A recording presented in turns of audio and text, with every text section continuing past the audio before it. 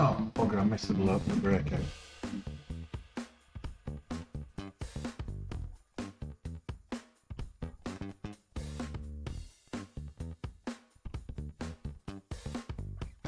Those are all breaking it.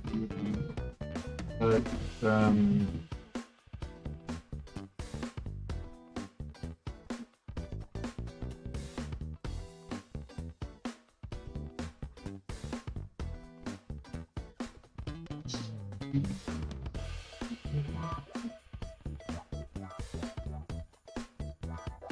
oh, it's a great result yesterday, Ted.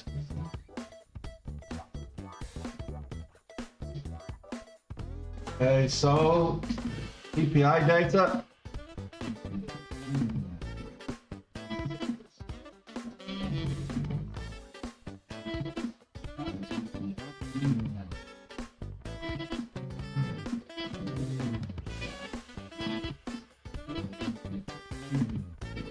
Okay. Buy seems to be reacting positively to the CPI data, so year over year.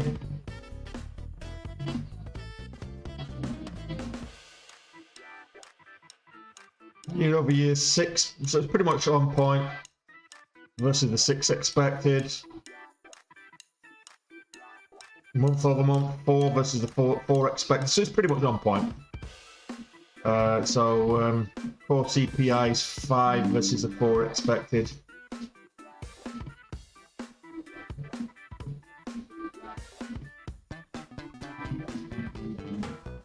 Yeah, so see.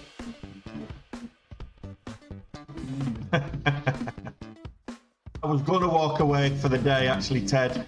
I probably should have walked away.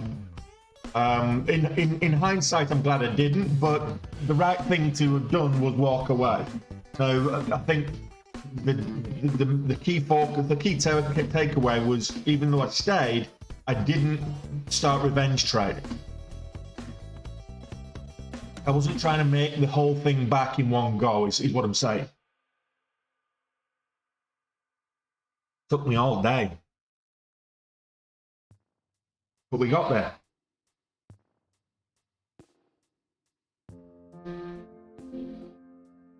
$80K swing? No, it was 110. No, you're absolutely, it was a 90K swing. 90K swing. I was finished 40K. I was 70K down, finished 40K up.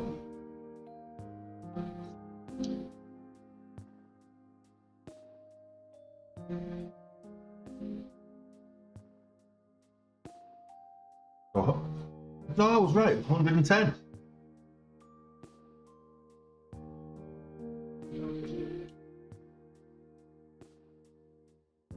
$50K down. 40K up. No, 90. I was right the first time. 90K. And it's not going to be like another day like that, Ted. Quite frankly, the broker's playing silly buggers. So the broker's going to remove the leverage from most of these banking stocks. So whilst I can trade it on my main account, and I've managed to get $5 grand on my main account already, trading within my equity, it's forcing me to be more conservative because I can't use leverage, and I'm not going short today. I don't think there's any need. So I've traded Schwab. I've got leverage on Charles Schwab. There's leverage on some stuff, but there's no leverage on the bigger movers. So I've got leverage on Schwab, which was so I've traded that in the smaller account. Small, I say smaller because it's not a small account, and I'm kind of refocusing now to 50k in 50 days. This is day 40.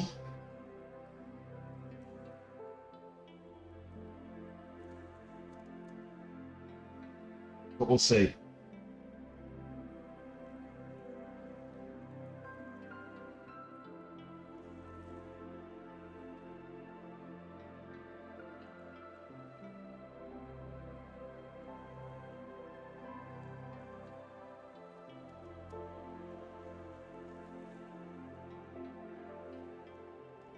What's currently in the small account? Well, I'll just have a quick look, switch across to the small account. We start just under 25k. So 24,754 is the small account starting equity today. So we're over goal on the small account. 5%. Look for 5%. We're over goal on the small account.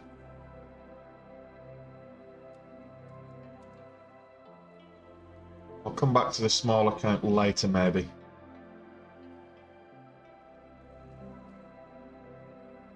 Yeah, I'm going to avoid the shorting today on the banks. I think today's a rebound day. Personally, I might be wrong. I could very well be wrong, but I think today's going to be a rebound day, and I'm really miffed at CMEG for removing the leverage on these banks.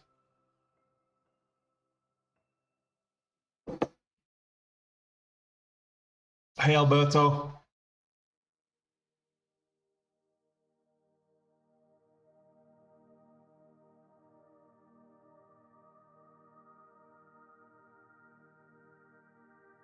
That's when if I'm sending a stop order versus a limit order. So the stop order it might have a trigger and a limit, whereas if you've got a limit order, it's just the limit.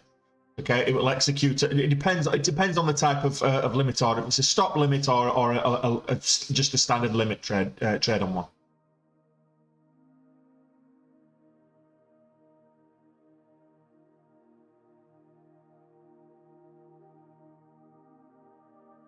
And that was a big. That was a gradual move up and then a bit of a sell off. So.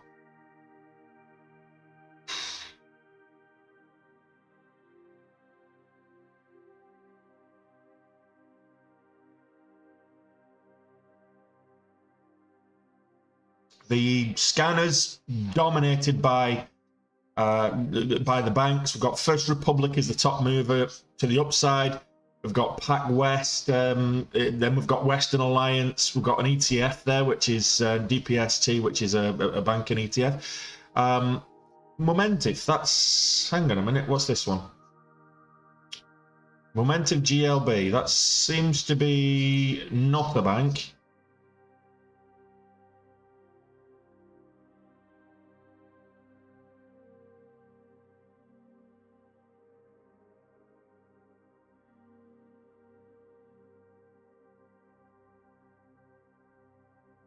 Need to re-log into my Benzinga.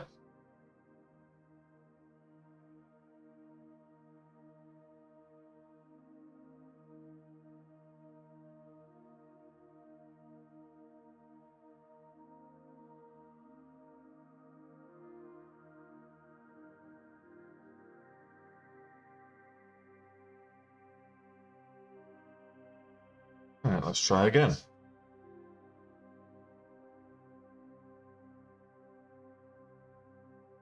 So Momentive Global.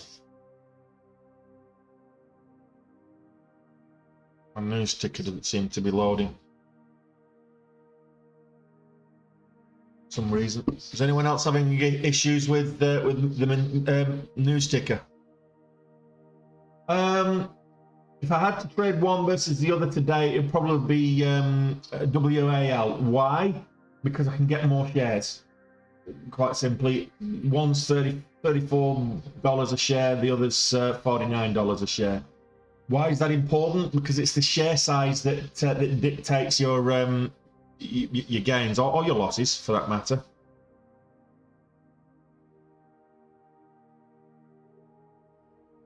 but because I probably would prefer FRC if I had leverage on it, but I don't. So I go for the one that's got similar kind of volatility, but I can get a bigger share size. Although saying that, after yesterday, I probably shouldn't be trying to.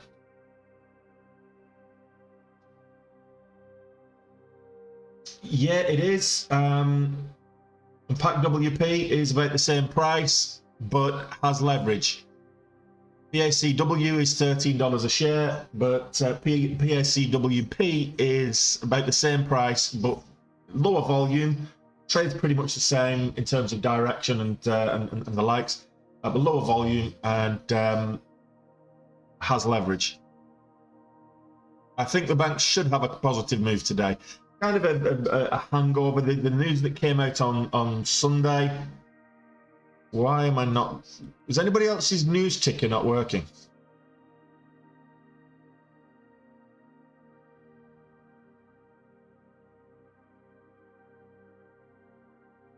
On Benzinga.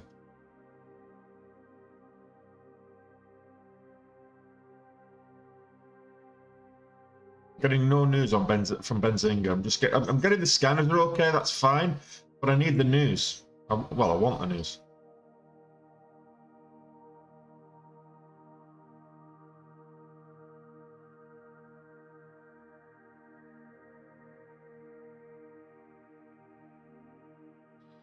Let's just load everything again.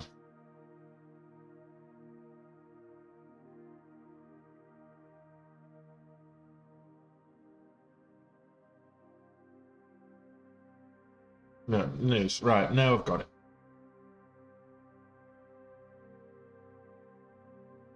If in doubt, reload. Have you tried switching it off and on again? All right, let's have a look at Momentum Global. Why is Momentum Global moving?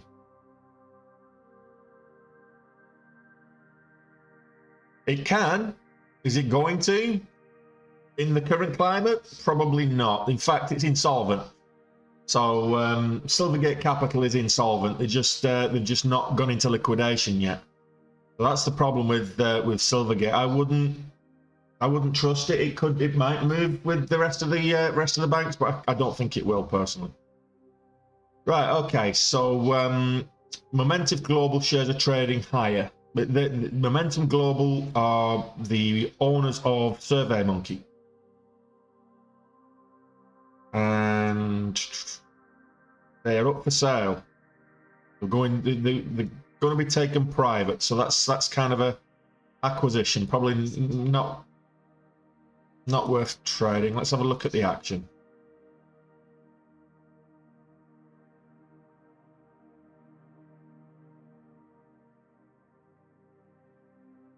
Yeah, that's not.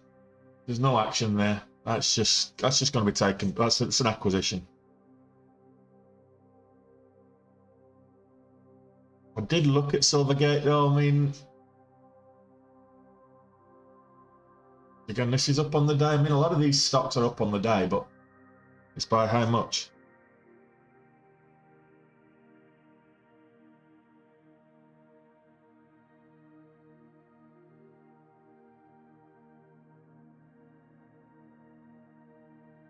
Yeah, I think the bank should have a positive day today. I might be wrong.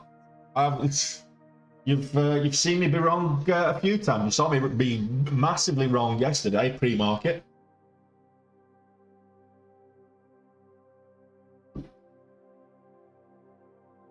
Banks are definitely where it's at the moment. And, you know, it's cyclical. Sometimes it's bioscience, sometimes it's tech stocks, sometimes it's banks, sometimes, you know, it's cyclical. You go through a phase where sometimes it's house building and construction. Sometimes it's energy and petrochemical. The sectors themselves, it's cyclical. So, you know, they all have their own moment in the sunshine, and at the moment it's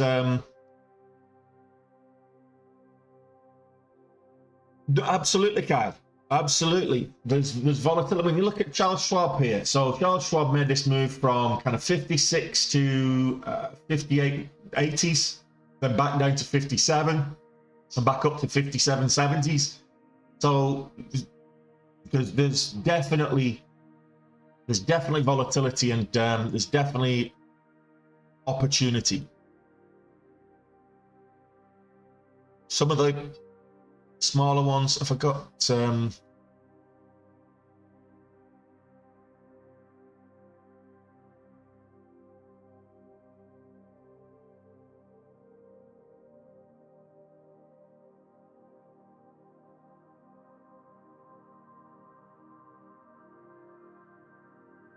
Yeah, a lot of these stocks are just yeah, that's my take on it, Kyle. That's why I try not to trade stocks under $3, and certainly I have the floor cut off at $2. If it's only going to move like 5 cents, 10 cents all day, is it really worth trading? I mean, it's like picking up. What's the analogy I heard someone say the other day? It's like trying to pick up pennies in front of a train. Is the risk worth the reward? You know?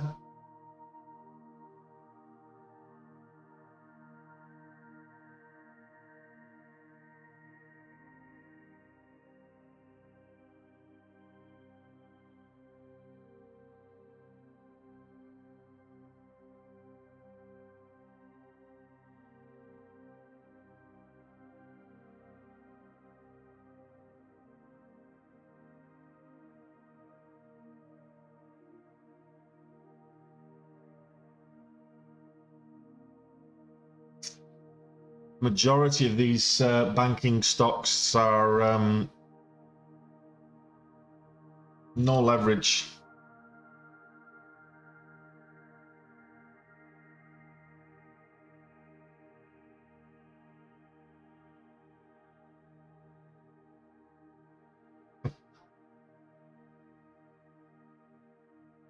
Hey, Phil.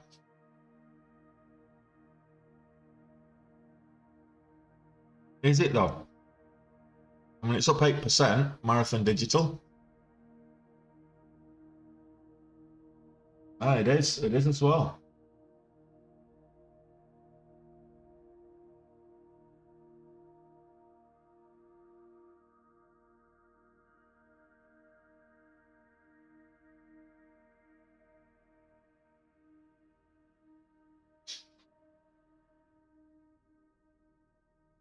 Is there any reason for this other than a strong crypto market? Let me just have a quick look, quick peek. Marathon Digital has risen into, okay. Bitcoin, Ethereum, yeah, it's just strong crypto market. So you'll have Marathon Digital. I'll watch for the rest of the Bitcoin, the crypto mining sector. Yuda Health Holdings had a good move yesterday. Let's have a look at this one as well.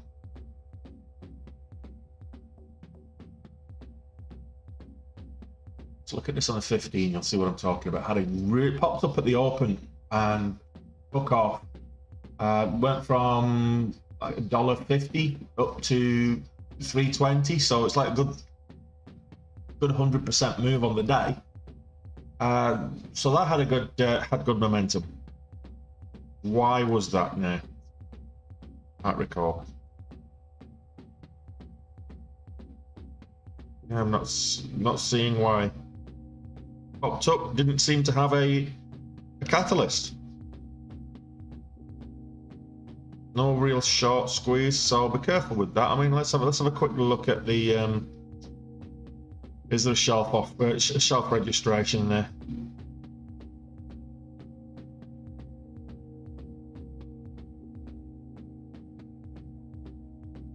And if so, when?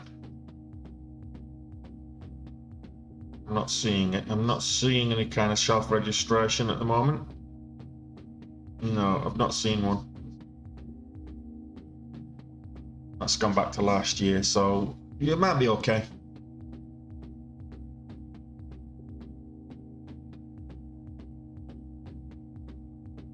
Yeah, so that Dave will tell you.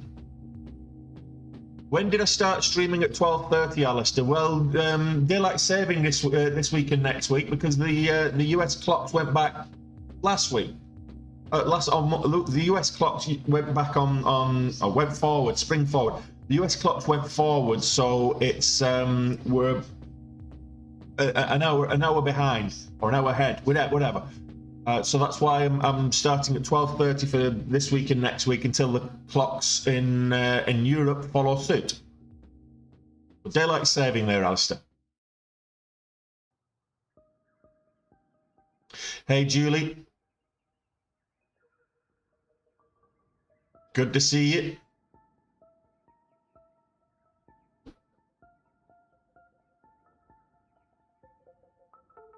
And it was typical yesterday because Mondays, I think I've had one profitable Monday this year.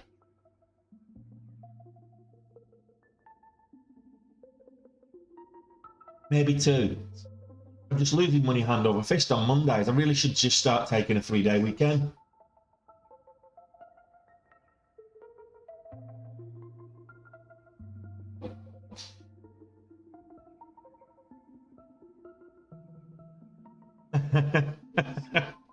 I don't think I'd watch it, Ryan. Who would you get to play me? Chris Helmsworth, maybe?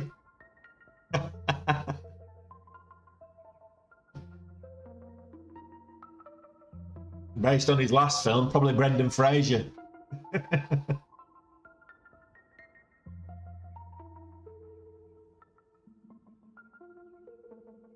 Oh, Schwab. Making new highs.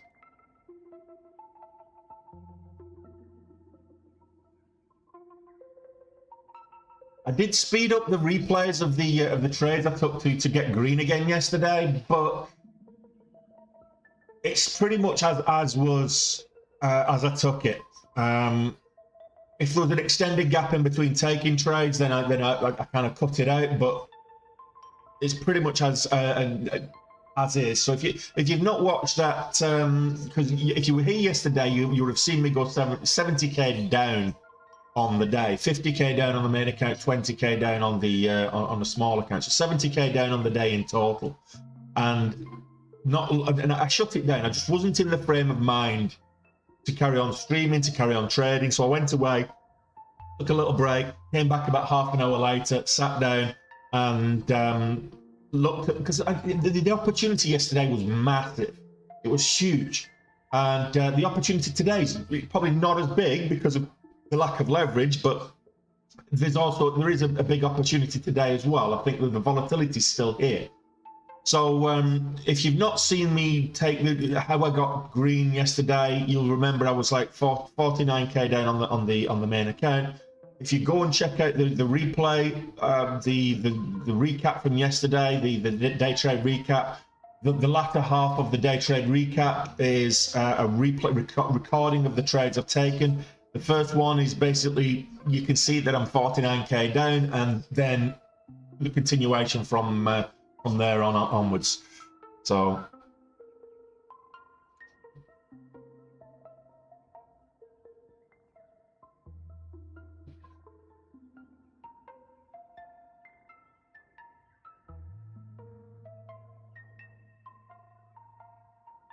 well, it's probably your phone. How do you know the left side of the screen's cut off if you can't see it? It's exactly the same as it was as it is every day, Penn State. Sorry. What is it that you can't see? Is it the ticker? I can see if I can move this sideways for you. That better for you?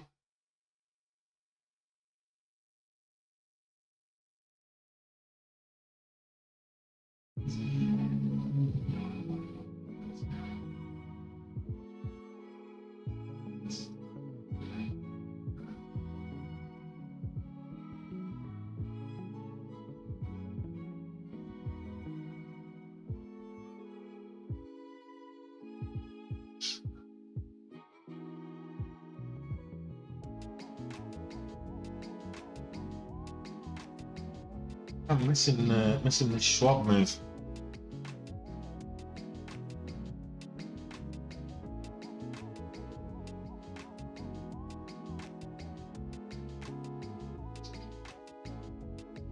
Day is currently 65.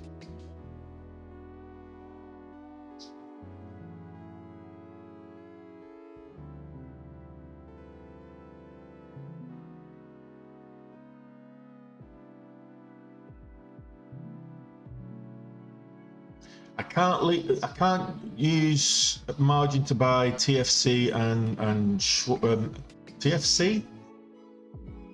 FRC, I think you mean.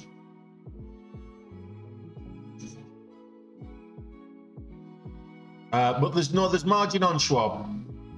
There's leverage on Schwab because I've already traded it this morning. It's the only one that there is leverage on Schwab, and I've traded it in the small account already. Hey, Schwab there. I mean, FRC. Hey, look, this is Schwab, long margin rate 16.67, so 6-1 I can get on Schwab. See, there's margin on Schwab. There's just not margin on FRC or Western Alliance or Zions Bank or Comerica or KeyCorps, Silvergate. The majority of these financials, the majority of these banks, I think it's 125%. But let's have a quick look and just. Ryan, what you need to do is click the gear wheel and alter it to HD, because sometimes when it just gives you a crappy resolution. So click the gear wheel on the feed and select HD, and you'll be fine.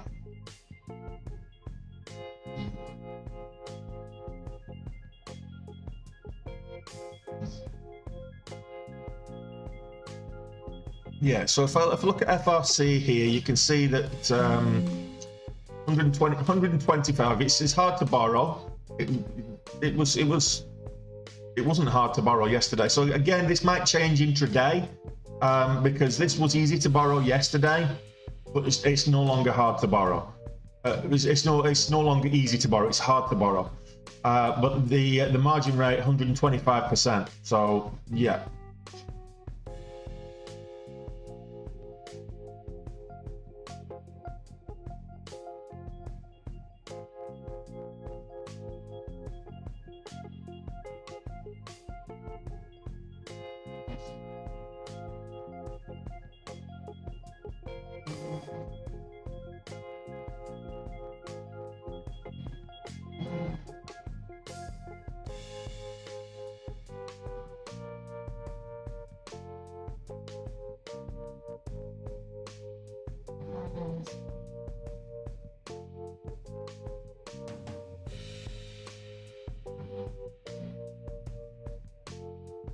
I'm technically over goal already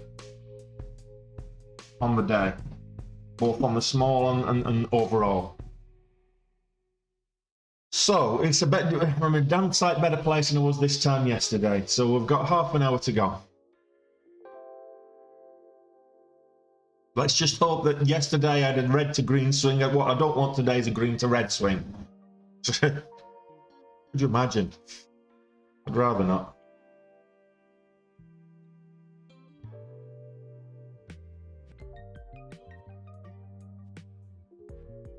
So Zion Bank now top of the momentum shifters. And doesn't have the volume though.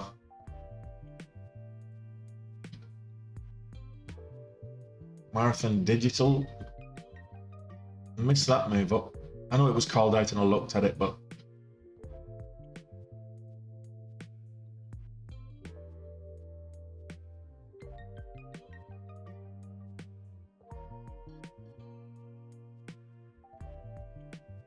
I've done that before now, Kyle.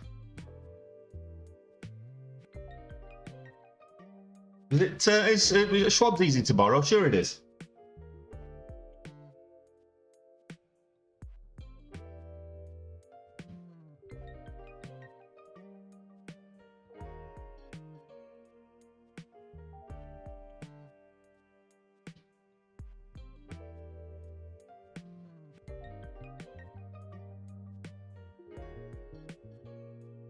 That's a good question there, Carl. Because one of the other day trade with Tony students is having problems with Dash Trader with CMEG. So yeah, that's pretty much what it was yesterday. Pretty much what a lot of these were yesterday. Easy to borrow, but on short sale restriction. So pressing sell doesn't usually get you in, but if it then comes, that's you can get an order in there.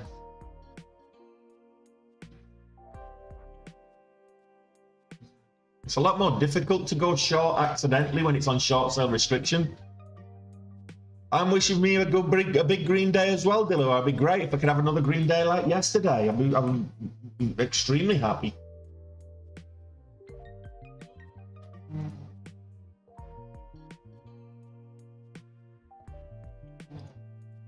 Ow, that's hot. That's been sat there for half an hour. Bloody piping hot. I'll tell you what, it keeps your drinks very hot or cold. It's a lovely little flask. Piping hot, that nearly burnt my tonsils.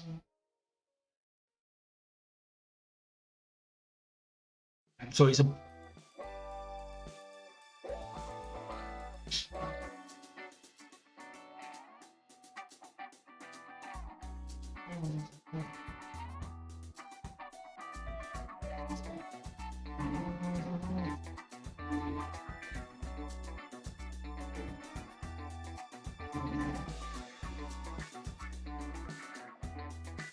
What do the letters on the right-hand chart indicators mean?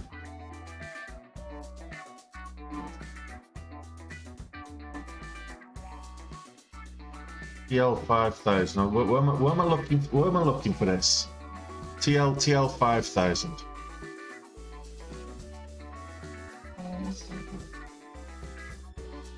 SL 5000. I'm not seeing where you're seeing it.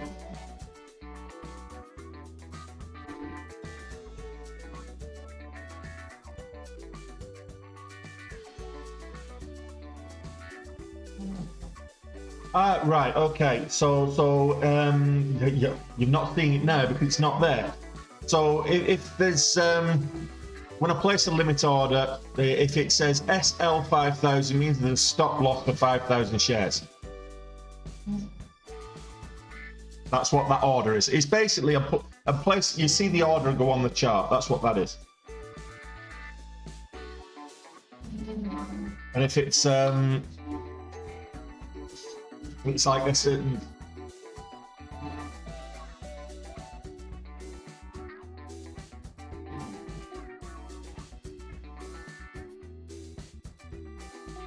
And if it's a TL, it's trade long, so it's like a buy. And if it's a TS, it's a trade short or sell. So that's what those orders are when you see them.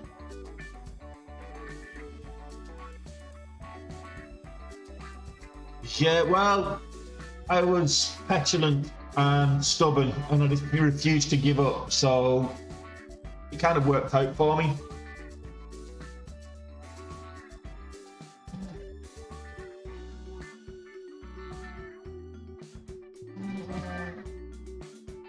No, you can't place it. It's not just CMEG. You find that nobody will allow you to place an order while it's halted. You have to wait for resumption to place your order. It will just reject any orders.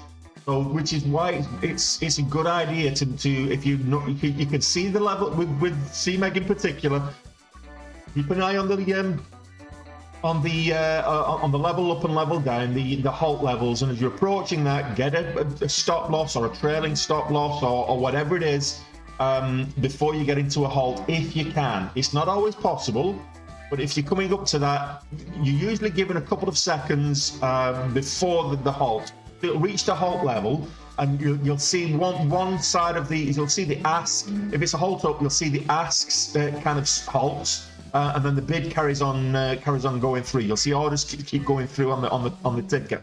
You can still place your orders at that stage. You might not get filled, it might not get executed, but you can still place your orders. So that's a good time to be placing stop orders or trailing stop orders. If you've got hotkeys, fantastic time to do it. Put like a 20-cent trailing stop as you're going into a volatile uphold, and if it gaps up, you're pretty much guaranteed to keep most of that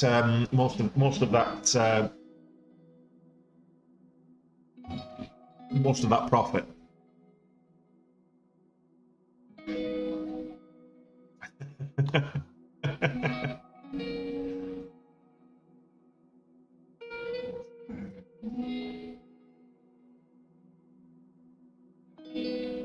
Julie, CI? I mean, what do you mean? CPI? You're looking at the CPI numbers? CPI.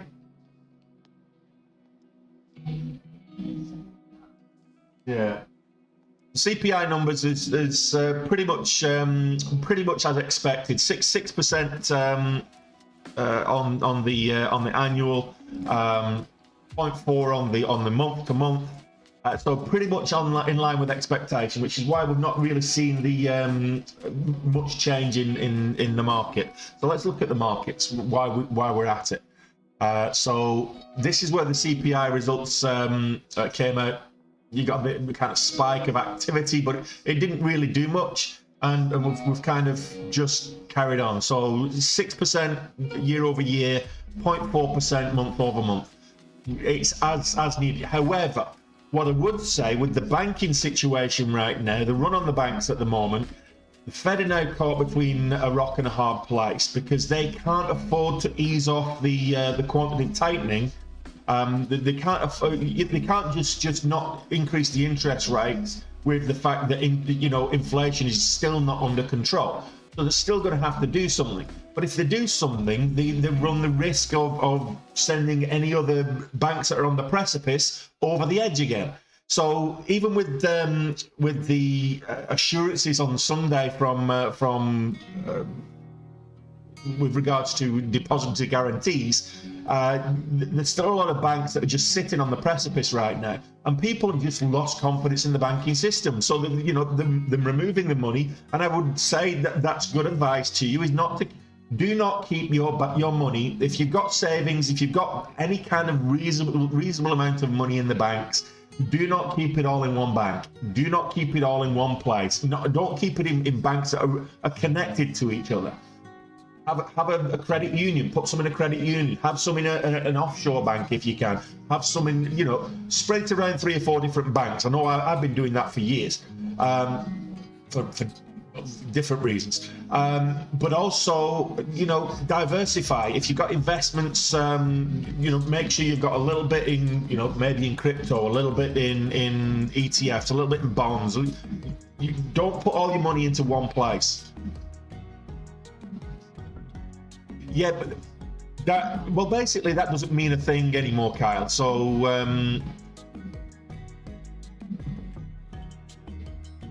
FDIC insured is there's a ceiling on 250,000 for depositing in a specific bank.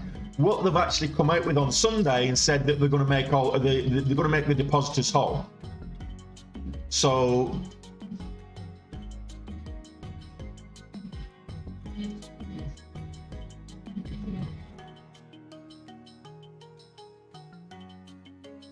as far as the 250k ceiling goes, it doesn't matter. When you look at what's going on with Silicon Valley, whilst shareholders and bondholders are getting burned, that's what you think, Kyle. They did it in 2008, so they're not giving the banks a bailout. The bank is still going out of business. It's still getting liquidated. What they're doing is the deposit holders with the bank will be able to get 100% of their deposit, will get 100% of their money back. If you're a shareholder, your shares are worthless. If you went short on it like Dave did, and got caught in that trading halt last Friday, happy days. It's not coming back. It's not going to the pink sheets. It's not. Those shares are worthless, so you don't have to pay them back. It take a while. It take a few days for that to wash out. And the broker to pay out, but those shares that you've borrowed to go short, you've already sold them, you've got the money from selling them, you don't have to pay them back, so you get 100%, effectively 100% profit on that, on that short position. The bondholders and the shareholders are getting burned. The bank is going out of business, but the deposit holders will be given a period of grace where they can withdraw the money, find another bank, transfer it to another bank, etc., etc. And that's what's happening, Kyle. Only depositors. So it's a depositor guarantee, not a bank guarantee. Whereas in 2008, the government issued kind of blanket bank guarantees, and I'm in Ireland. So quite frankly, it was catastrophic in Ireland. The government issued these bank guarantees, blanket bank guarantees to every bank that was not just Irish banks, but any bank that was trading in Ireland. And off the back of that, the management of the banks paid themselves massive bonuses. The shareholders still got their payouts. It was just a blanket guarantee for everything. 2008 was just shocking. We're still paying off that bailout now in Ireland.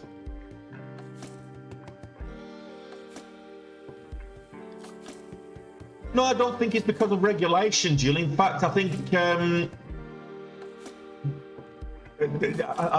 it's probably we need more regulation, because what should be regulated is the people that are managing the bonds, the people that are managing the portfolios, the people that are managing, people working in the bank should be regulated better.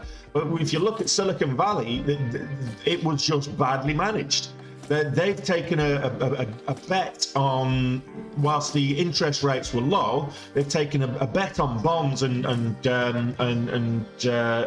guaranteed returns. And as soon as the interest rates started getting high, they didn't do anything about it. They had opportunity last year to start moving the funds around and getting out of those bonds that would end up underwater. Instead, they held on to them, thinking that the Fed's gambling that the Fed's going to reverse the strategy to try and tackle inflation. Clearly not the case, and as a result, that gamble didn't pay off, and that's why they've gone to the wall. And they're not the only one. So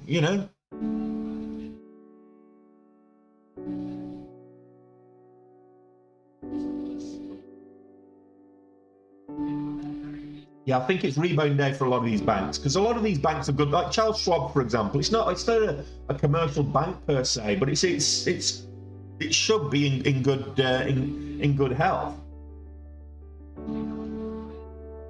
If you look at where a lot of these banks were trading at beginning of last week, so this time last week, before the Silicon Valley debacle, then you'll know where a lot of these banks have the room to move back to.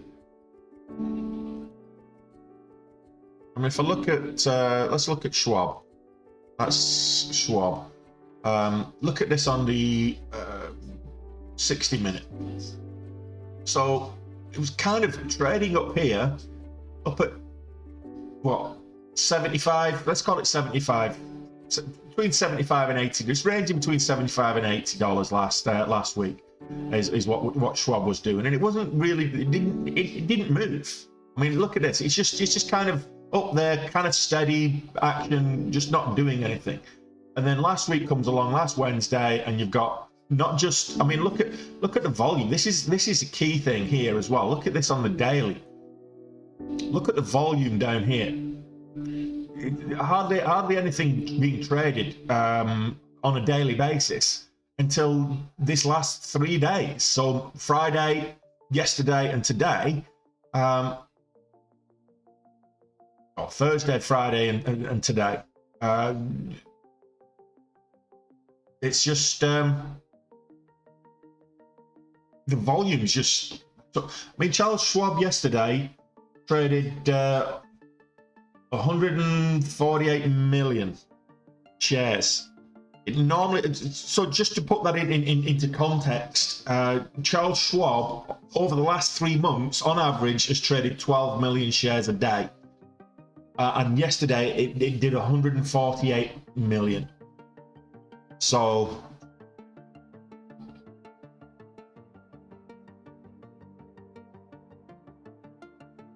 I can take a look at Nikola.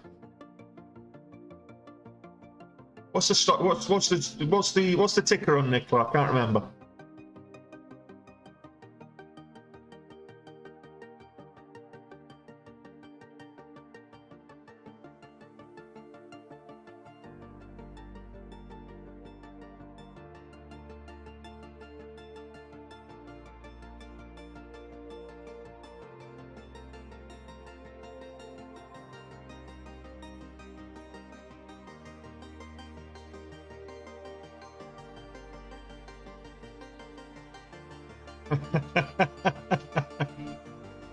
give me, throw the dog a bone at least. Let me have a look. I'll see if I can pull it up. I know why.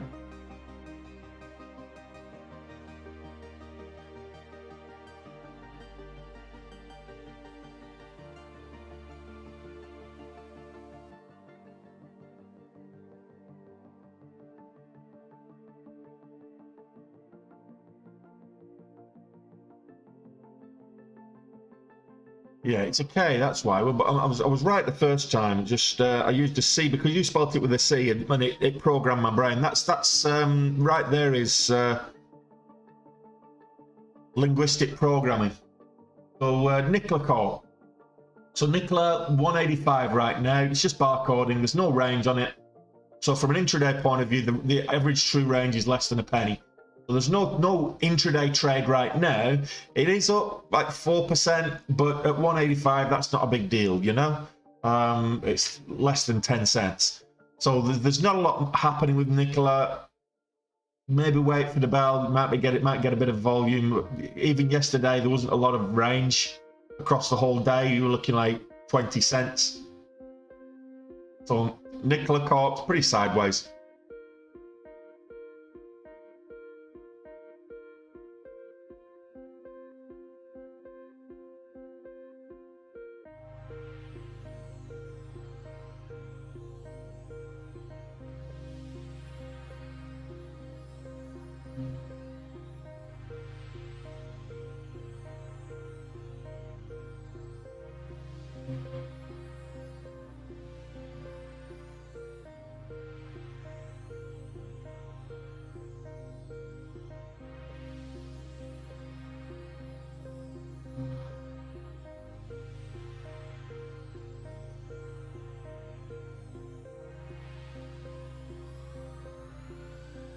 Yeah, Iceland was like the government of Iceland just said just gave them the finger and said, look, you gambled on the banks.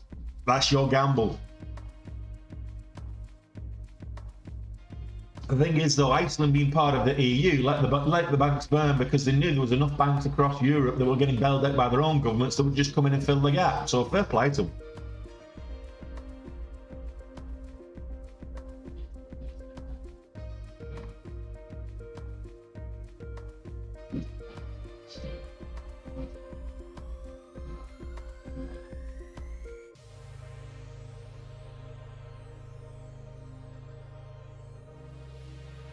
Yeah, it starts off with so Carl, 2008 was a tsunami in the financial industry. Absolutely, it's a little wave at the moment, but it needs to be kept in check, and it needs to make sure that it doesn't become a tsunami.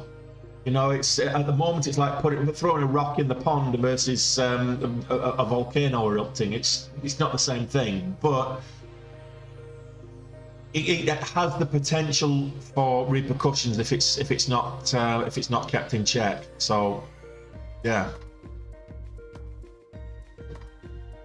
Okay, so we're 700 away from goal. Just looking for that extra couple of quid, and I'm not going short.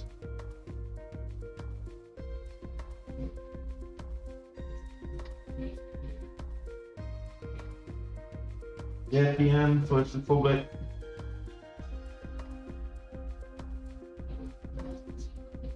So First Republic's only lost 15.5 billion. Charles Schwab's lost 45 billion in market cap. Wow.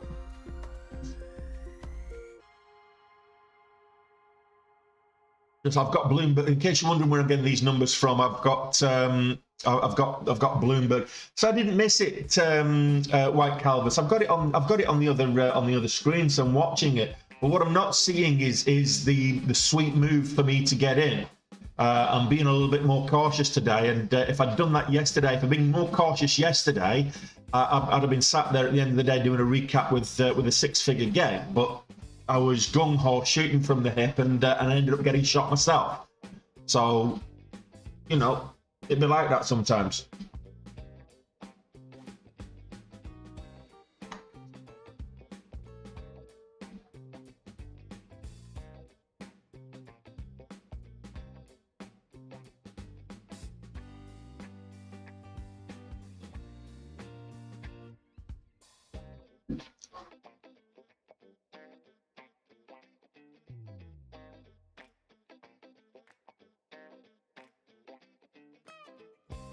It was exhausting, White Calvus.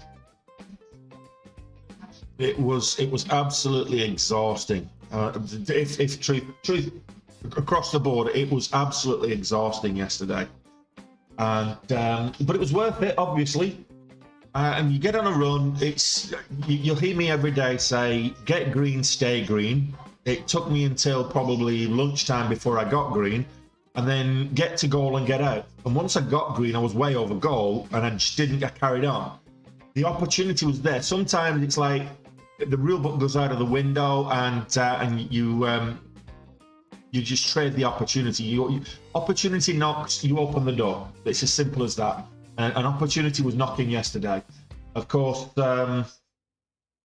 CMEG have locked the door a little bit. They've closed the door a little bit today, so opportunity is going to have to knock on the window, I'm afraid. This is what I'm talking about, right? This is what I'm talking about. This is why the odds are stacked against you and I. The little man, Joe Sixpack, the guy in the street. You and I, the odds are stacked against us because you have a really big day like yesterday. And what do? They reduce it. They take the leverage off us so that we can't take advantage of it again today.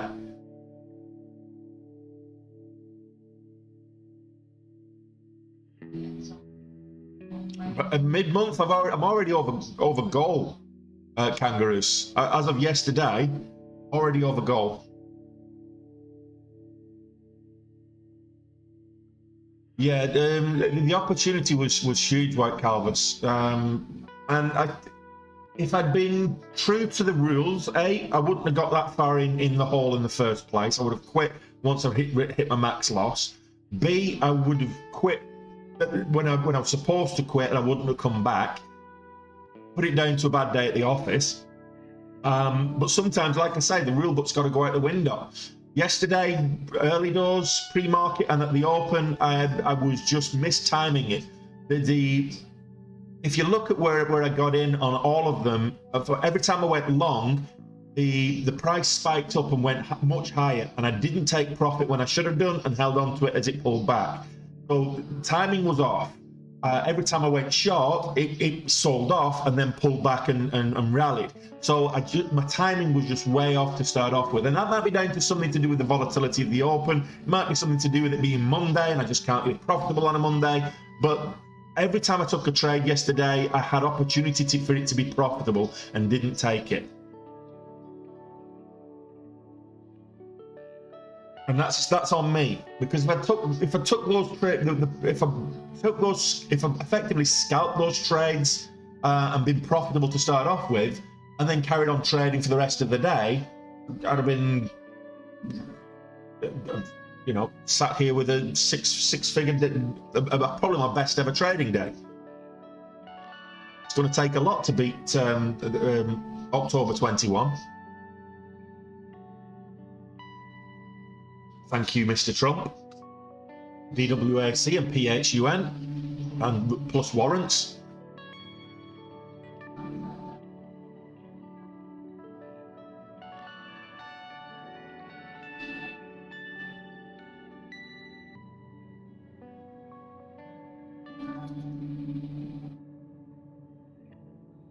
if you look at this here, someone was just saying then that I missed the move up. But if you look at this here, you've got this spike here, which corresponds with the CPI data coming out, which you don't really want to be trading. That it kind of bounces on the VWAP. There's an opportunity there, I guess, but you look at the volume. And then you've got this pullback, nice pullback, but the volume doesn't really come in. If you look at this candle here, which is where you really want to be kind of taking an entry position, there's no real increase in volume, so you're not getting the confirmation. In fact, if anything, after that, the volume just dies off. It's only when we get to here that you see an increase in volume, at which point you've gone into a choppy period. So the question is, how do you trust it? Or do you trust it? And it's only on this candle where we actually get the breakout. So a little bit of a flat top formation there at kind of 32.75 or 37.75. We get a breakout there, potential to get an entry from the patterns, and you do get the increase in volume, but then you only get this small move up, kind of a dollar move up, before the volume drops off and it starts to pull back. So yeah, this one was probably a better opportunity because of the volume increase there, but it got very choppy up at the top. The risk there is inherently huge, because you look at the range on these candles, we're talking like $2-3. $120 plus tax. So yeah, it's about 150, but it's about 150 US dollars, not euros. Not that there's much difference between the two. I think it's about $140 US dollars. So yeah, it is still that much, kangaroos.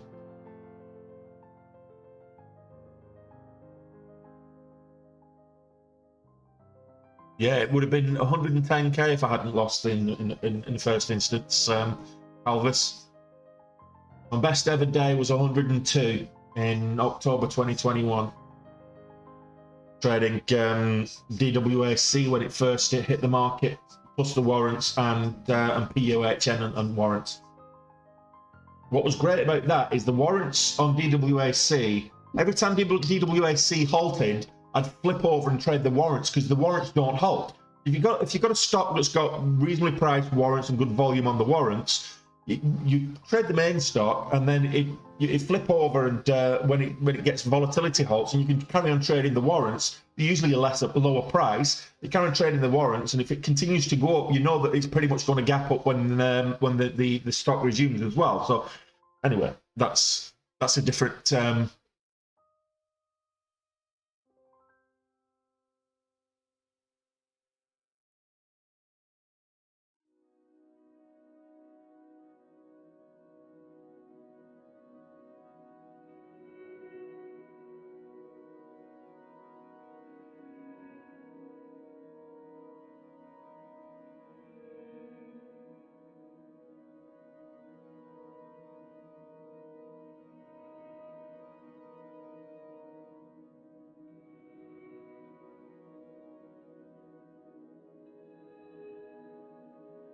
Long term, you're asking a day trader which one he prefers long term. If I was going long term, I'd probably look at Schwab.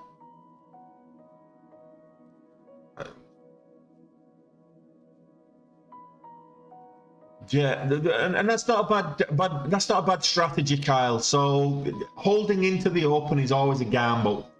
You never know what's waiting for you on the other side of the bell. Talking of which, I'm going to switch the scanners over. We've got about 45 seconds to the bell. So if you're holding a position into the bell, you really want to be confident that it's going to go your way. Otherwise, either just cut it for a small loss that you're in, or lock in some profits. You can always enter after the bell. It's that simple. But quite frankly, you never know which way a stock is going to go at the bell. And if you're up 15%, you lock it in.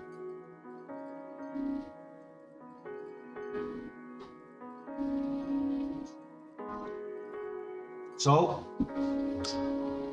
welcome back to Day Trade with Tony. I am your host, Bankrupt Billy.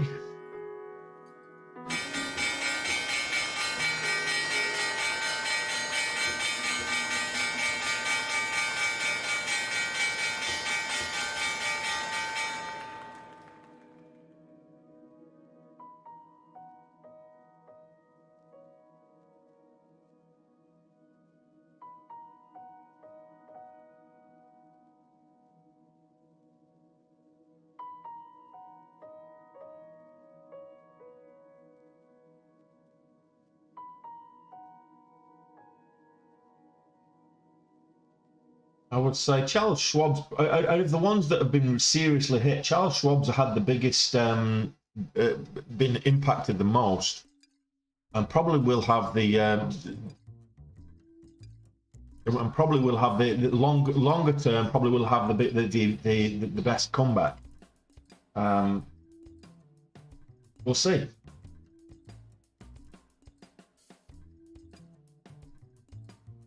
I'm not jumping in right away. I want to see which way. I've learned from my mistake. I'm doing an Ironman. Basically, what the mistake that I made yesterday, what can I do to prevent it? So I'm going to let the opening 5 minutes take place. I'll see which way they're going, and then I can trade it that way. So I'll get the opening range, the opening 5 minute candle. It'll give me my up and down range. If it's a strong move, there'll be continuation on that, on the back of that. If otherwise, there might be other things that are moving as well. So we've already had our first volatility halt. Which way did it go? Western Alliance halted to the upside. So PacWest halted to the upside.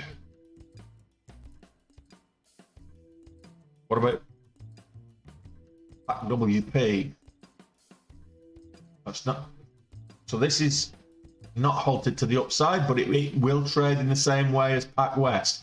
It's cheap. You've got leverage on this one as well. So 1555 is the up halt on PacWP. It's the same company, PacWest Bank. So of course it's going to trade in the same way.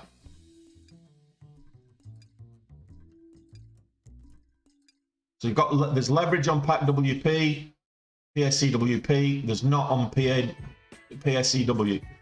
And they will trade in tandem. There's much less volume. No, that's the only problem with PSCWP. So there's less liquidity. There's spreads at the moment, 30 cents, whereas PSCW is probably the spreads are a little bit less, a little bit narrower. So just bear that in mind.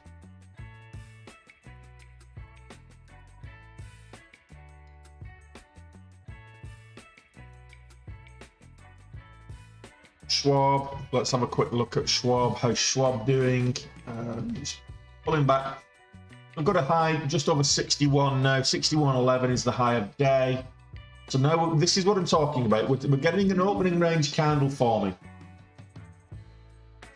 So if we get the opening range formation, what you tend to find is that opening range is indicative of the sentiment of that particular stock. Doesn't matter about the fact that these banking stocks. The opening 5 minutes is indicative. It may range in between that first high and low of the day, but then when it breaks one or the other, that's usually an indication of which way it's likely to trend. So you're looking for it to start setting a trend and trading with the trend. And once it starts doing that, the trend is your friend, as they like to say in trading. So the trend is your friend. Once you see stocks start to exhibit a trend, and that's what happened yesterday. I saw that I think it was Western Alliance. I got on the short side. It might have been FRC.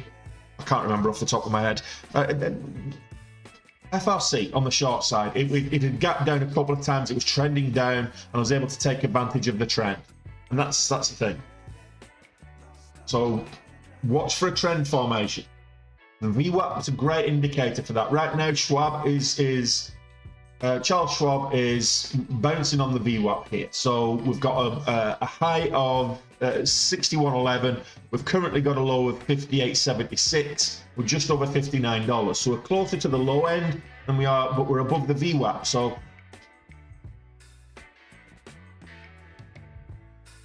that's the first 5 minute candle form.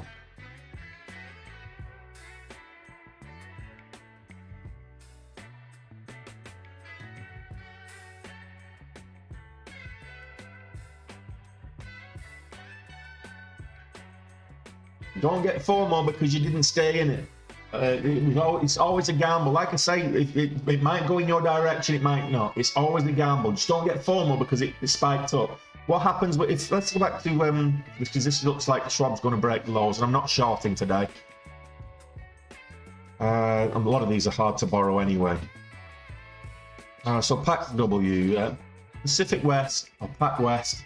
So this is I'm seeing a resumption at 15.30.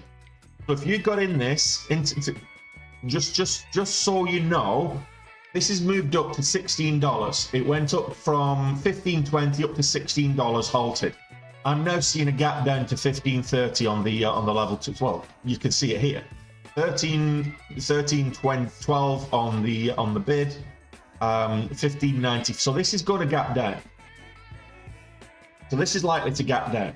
So if you got in there, you could be holding back, and there's no guarantee that after this halt, if it does gap down, it doesn't sell off into another halt to the downside, and you're going to be left holding backs.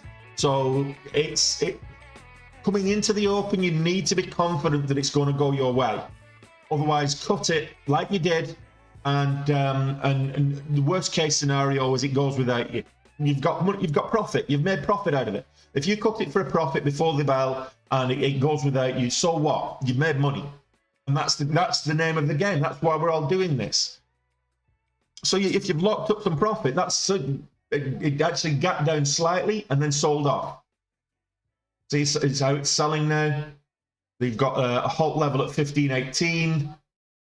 It's just above the halt level. It's going to halt to the downside now. So the question is, would you have got a stop loss in place? You know, it's halted to the downside now. So it depends on what platform you're on, but on Dash Trader. You've got the halt levels, the level down, level up on the LDLU. It is so it's next to the level 1 prices. So you've got the level 1 where it says level 1. So you've got the last price on the montage. You've got the level 1, which will tell you the bid and the ask, and then you've got next to that you've got the LDLU. Assuming that you've got it set up for the LDLU, and that shows you where the level down, level up is. We're not we don't trade buy or sell the Aussie dollar versus US dollar. Don't trade forex. Sorry, Akmals. I personally, my own personal opinion, I'm not a financial advisor. I don't do financial advice, but my own personal opinion is that forex is a mug's game. And this is why you see so many people, working scams around forex. It's a low barrier to entry, and if you can get in and trade something for $50, and people are telling you they're going to make you rich off it, they're lying to you. It's quite frankly, you see all of these fake traders and gurus talking about forex and come buy my signals and join my pay-per-week chat room on Telegram or WhatsApp and. And we'll give you all these things, and they'll give you a list of statistics of their winning trades that they've had. What they won't show you is the losing trades that go hand in hand with it, and there's probably more losers than winners. So on Trade Zero, you should still be able to find it on the level up, level down on the montage there. So off the top of my head, I can't recall where it is, but have a look on the montage. Most decent platforms will have the halt levels somewhere on the montage. Long term, Ali, in terms of long term, Apple, yeah, absolutely. They are bordering on a cult. The people who buy Apple, it's bordering on a cult. So yeah, the strength of that cult. So Schwab selling off hard. So let's go back to Schwab. I just want to show you that, guys, this. Long term, I think Schwab is probably one of the better placed ones of these to survive. Where is Schwab? So Schwab, it's vomiting at the moment, though. Halt down here is 54.67. So huge range between the halt levels on Schwab.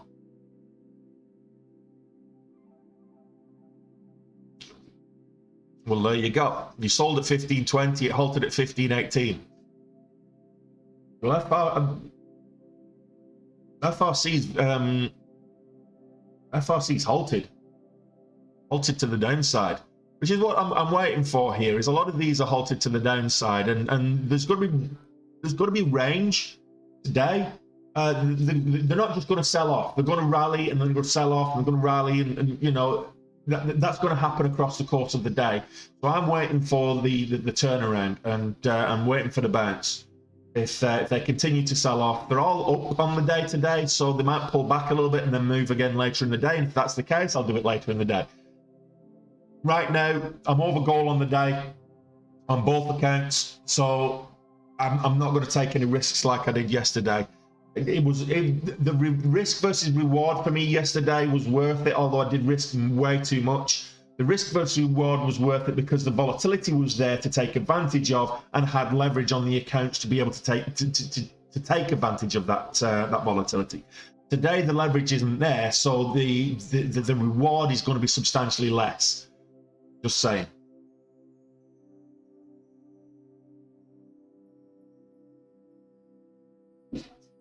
So let's go back to PACW. Last time it halted, we saw the resumption levels. So $15. So it's going to gap down slightly. It's going to continue selling off. I've got yeah. It's going to resume around $15. I would say in about 10 seconds. So this is Pacific West Bancorp, and it should resume in a couple of seconds, in about 5 seconds. There we go, and it gapped down, and it vomited as it gapped down. Now you might get a bit of a bounce, but it's not looking very strong at the moment. So it might come all the way down to the VWAP. You might even get to $14, the whole of $14 here before you get that bounce. Or it might start just vomiting like they did yesterday at this time. At the open, we had so much, and in which case, short the crap out of it. If this breaks the VWAP and continues down, the halt level down is 1384. So if it vomits into another halt, short the crap out of it. It's probably hard to borrow as well, actually. PacWest at the moment.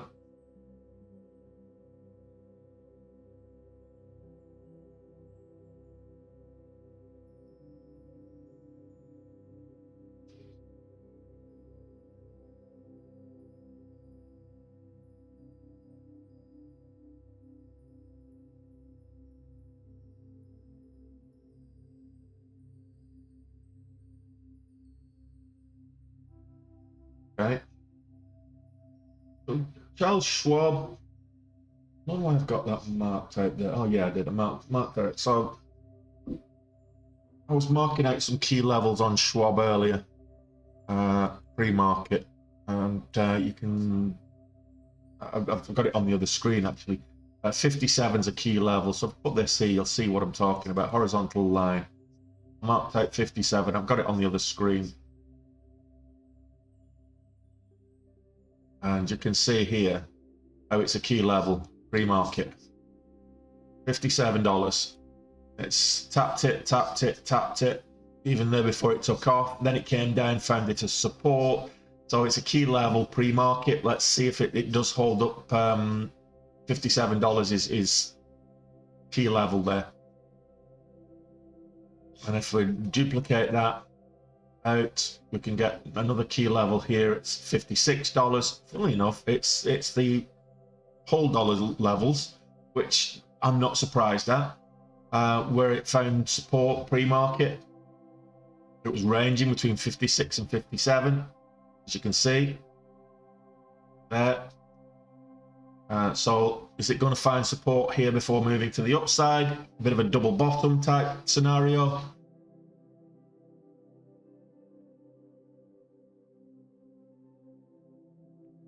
Well, PacWest is not showing any signs of slowing down to the south side, Kyle. So good luck. Good luck to you. You're normally the guy that calls out the short to me. So let's go for FRC. So we're already up nearly 4K on FRC, but this is just vomiting right now. So I'm not shorting today. A lot of these are hard to borrow, and quite frankly, I'm not in the mood to pay for them. So if it's easy to borrow, I mean, Schwab's easy to borrow, but a lot of these are hard to borrow. So I'm not shorting today.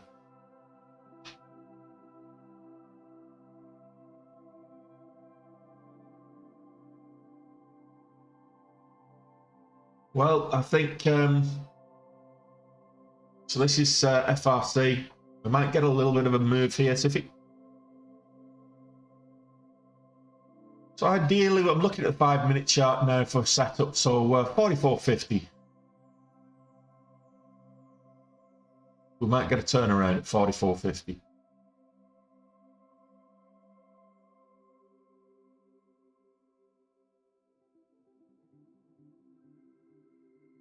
Well, Pacific West. It looks like it's trying to retake the VWAP now.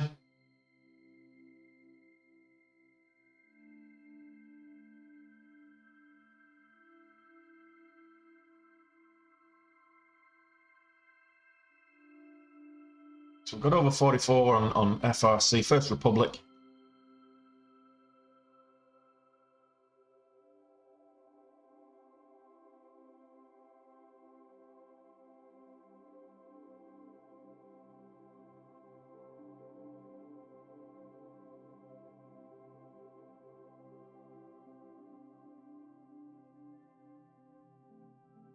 Well, I hope you're all making bank today. I hope you're all making lots and lots of moolah. The opportunity's there, guys. I'm just waiting for the trend to start. I want to see clear, defined trend before I take my position today.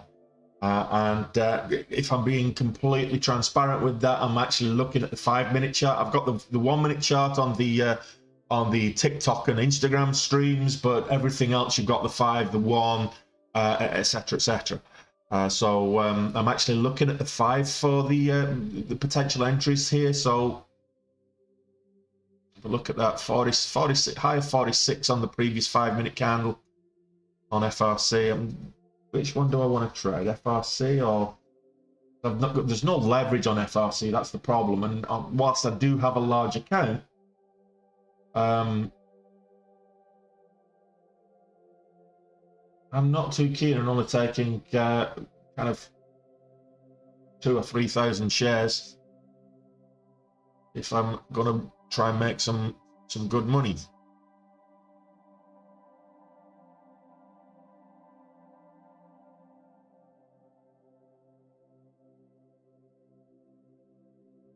So we're halted to the upside on Western Alliance.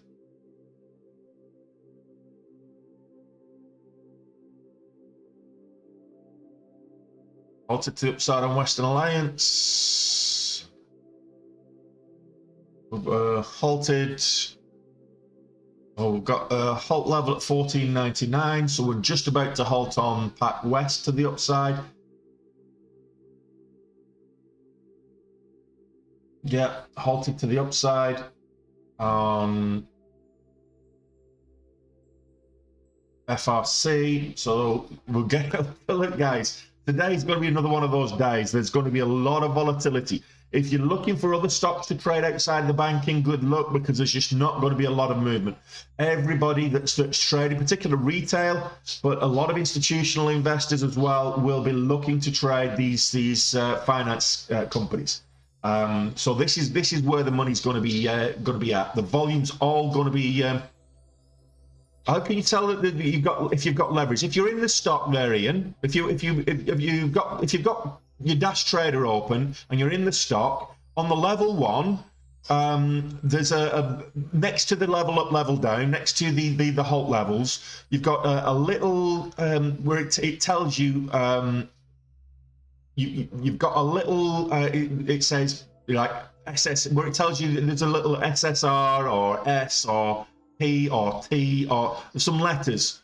If you hover above those letters, it'll tell you straight away whether it's shortable. If you click that, it'll tell you whether it's how much leverage you've got as well. in addition to that, you can just go on the if you don't know if you're trading with Interactive or if you're trading with TDA or whether you're trading with CMEG. But if you're trading with CMEG, they publish daily a PDF of the leverage for the day.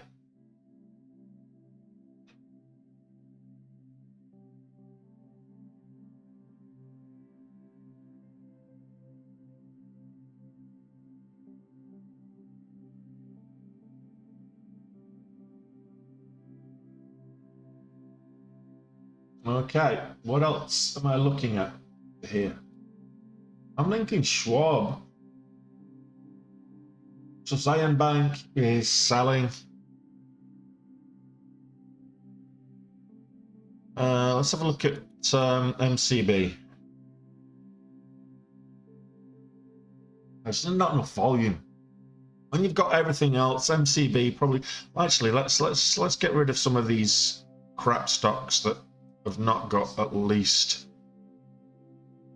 700k in volume.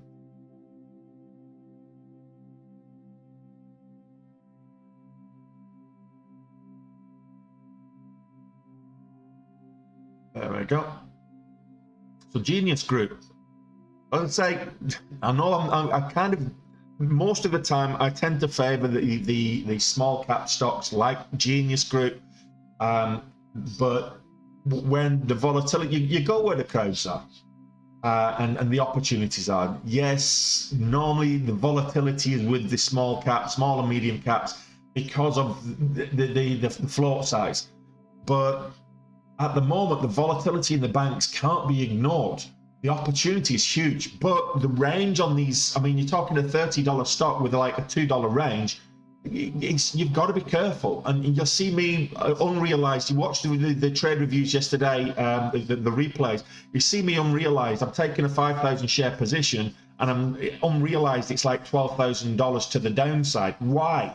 Because the average true range I'm seeing is like $2.50 or something like that. So I've got to give it at least $2, which means I'm risking $10. On a 5,000 share position, I'm risking $10,000. So you trade your position according to what you can afford as well. So you've got to bear that in mind. Look at the average true range. So if the average true range, so let's go back to one of these bigger stocks. So let's go to FRC. Okay, so FRC, it's a $40 stock. Average true range $1.60, $1.55. Okay, so you're not going to, you're going to have to give it at least $1. So if you take a 5,000 share position, you're risking $5,000 straight away. If you enter it at 46, you're going to give it at least till 44.50. If it doesn't break out straight away, you're going to give it at least till 44.50 before you exit for a loss. So correspondingly, if you can't afford to lose kind of 7.5k on a 5,000 share position, you take a 500 share position and you risk $750 instead of $7,500. That's the difference. The only difference between me making the monies I did yesterday and somebody making like $600 yesterday is sizing.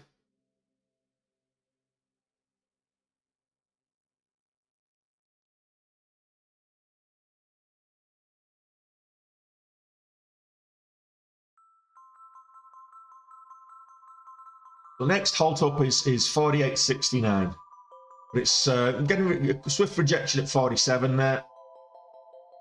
This is where the VWAP is. The overall market is having a great day. The volatility is huge. The opportunity as a result is huge. Now, if you can't afford to trade these $40, $50 stocks, you can't, and the volatility that you're looking at is a little bit too much for you, then there's a lot of banking. There is still a lot of other banking stocks that you can trade, like Pacific West is only $14 a share. There's no leverage on it, but you might be able to get in and trade that. A lot of them, there's no leverage on these. Your broker might be giving you leverage, mine isn't. So if you're trading with CMEG, there's no leverage. So KeyCorp, for example. KeyCorps, for example, selling off a little bit less less volatile. I'm talking 14 cents on the average true range here, so it's less volatile, it's still good volume. It will trade in line with the wider banking sector at the moment, and this is what the banking sector is on its own at the moment, and it probably will trade slightly different to the overall market.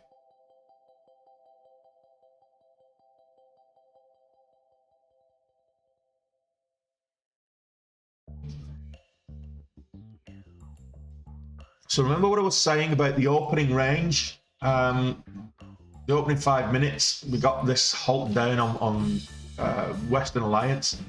This went all the way down to $35. Now we've found support here now at $35 on a number of occasions on the 1 minute. If you look at this on a higher time frame, $35 here is proving to be. So you map out a quick horizontal there. It looks like it's proving to be a key level. We'll just put that there. And does it show any kind of key level there beforehand? So if I look at this here, yes, resistance here, support here.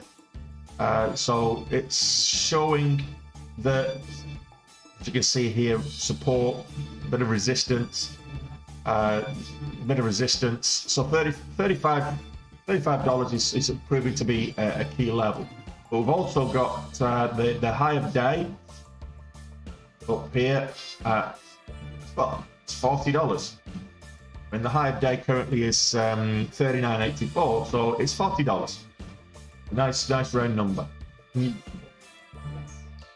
41 pre-market went up to 41.20.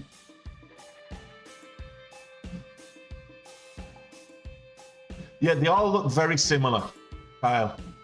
They all look very similar. So I'm looking at FRC. So on this screen here, I've got the FRC, Western Alliance. I've got Zion Bank, which is looking very similar. I've got Pacific West, PACW, looking very similar. Even the Charles Schwab's looking similar. It's a similar pattern. A bit of a double bottom formation here. If you look at that, that looks to me like a double bottom. So let's look at Schwab. We had the double bottom here because we didn't have the halt with Schwab. So this is now coming up. We need to break this level here, 57.75. Once they're over the VWAP, I'm interested in this. So I need to see it trending, and for it to be trending upwards, it needs to be over the VWAP. The VWAP is a very good intraday trend indicator. If stocks are below the VWAP, they're actually selling off. If they're above the VWAP, they're actually rallying, and that's a good rule of thumb to follow. Yeah, Zion Bank is exactly the same. I'm looking at that one as well. So very similar. We've got this just getting rejected. They're all kind of getting rejected at the VMAC with the exception of Western Alliance, which is above the VWAP right now. So that's kind of my favorite play at the moment here, and I like this double bottom. So $38 maybe.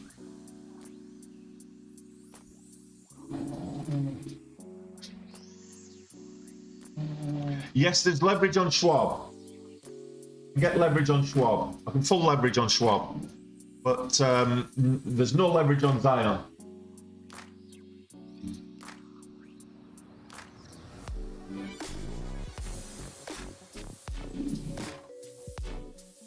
Most of the I've looked at a lot of these banking stocks, and most of them there's just no leverage. Pax Medica moving up. Let's have a look. It feels weird talking about anything that's not banking related right now. So, ooh, look at that flag setup. That's a textbook flag, that is. Is it going to break out like one? That's the question.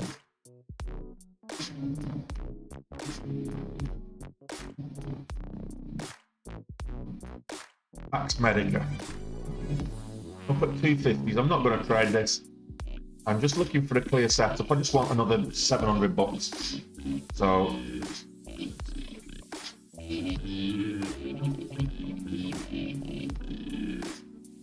it depends on the risk.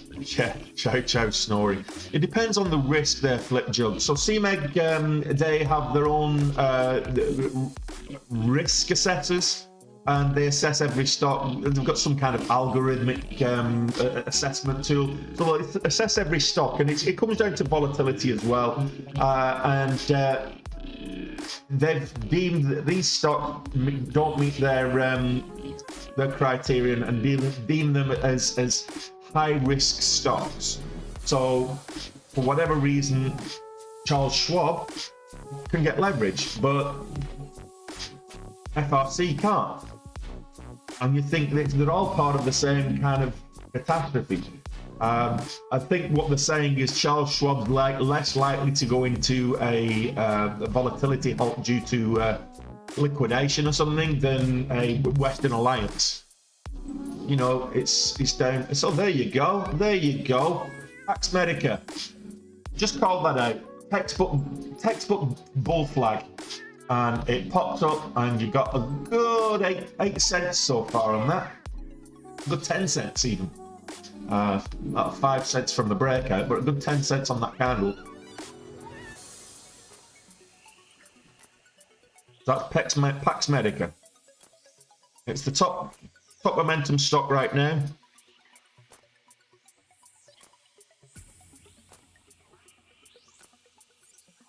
I'm glad I've not entered any of these finance because they're very choppy sideways at the moment. I'm just waiting for, as I say, one to exhibit the trend.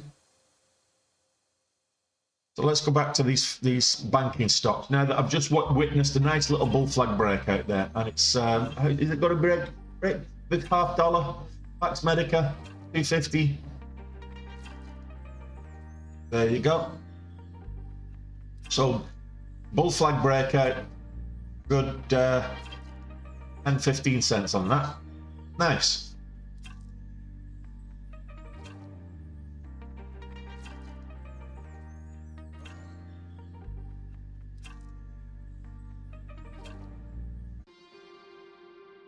Yeah, so there's a number of different. I'm not privy to their assessment calculations, but there's a number of things that they'll take into account. So they'll take into account some of the fundamentals of the stock. So are they highly leveraged? You know, if there's high leverage, if it's moved to the downside over a long period of time. So what percentage move to the downside has it had over the course of 24, 48, 72 hours or whatever? And how much of their market cap have they lost? So if they've lost 50% of their market cap, they're in a more precarious position in terms of potentially going out of business than something that's only lost 25% of its market cap. If it's lost 90% of its market cap, then even worse. So, which is kind of funny because Silicon Valley Bank was six times leverage was available on Friday, and that had lost 90% of its value like in 2 days. So I don't know. There's some kind of algorithmic calculation that they have that decides which stock. Because I mean, there's not that many stocks. There's not going to be an assessor that goes over each stock. They'll have some kind of automatic calculation per stock, and if it meets a certain criteria, they'll limit the leverage. Like HKD, for example. Why won't I trade HKD? Because it's got a 200% leverage requirement.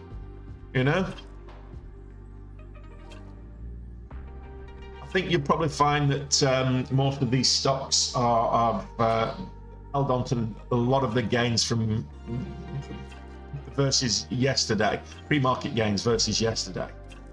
So let's go back to FRC. So you see here, it's just ranging sideways underneath the VWAP at the moment. It tapped 48. That's kind of my new benchmark here now. That's the middle of, that's the upswing in the middle of a potential double bottom here. So that's FRC. Let's get some key levels on here, shall we? That's the low of the day. Let's get the high of the day. And if you're a new trader, don't be afraid to put loads of different lines on your chart if it's going to help. I mean, I like to keep my charts fairly clean, but if these levels are going to help you, and later in the day you're going to see, oh, it's breaking the high of day now. Put these lines on. Don't be afraid to draw on your chart. It's your chart, and if it's going to help you, do it.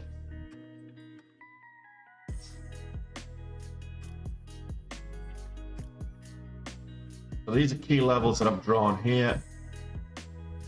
38. Here is a key level on Western Alliance.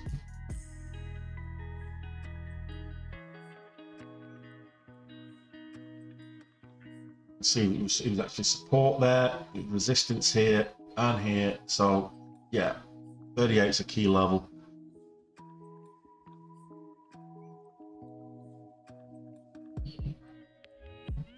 Now we've got a double bottom here, clear double bottom down here at 13.75, $0.75. We've got a key level here, $15, and a high of day up here at $16. 16.05 actually is the high of day, but give or take. So PACW. So look at the pattern there. PACW and PACWP. Actually, don't bother. Forget what I just said. PACWP is just it's not doing anything. Just ranging sideways. It is the same pattern. It's just a little bit more extended from the pre-market. Have a look at KeyBank. Yeah, it's a bit choppy. Probably won't be trading that. New York Community Bank. Oh, these are not looking particularly. So you've got a nice key level here that you're going to say, okay, is it going to break 685? It did that, but it needs to kind of hold that 685 level. Key level here for a potential upside move, just over $7. High of day was the open.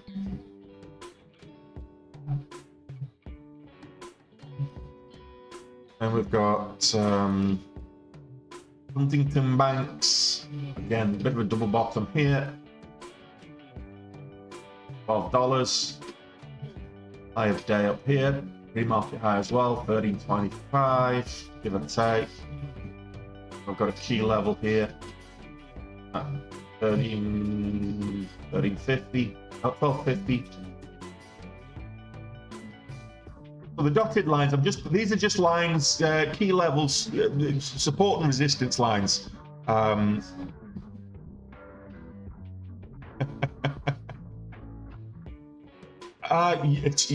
you know what, Alistair?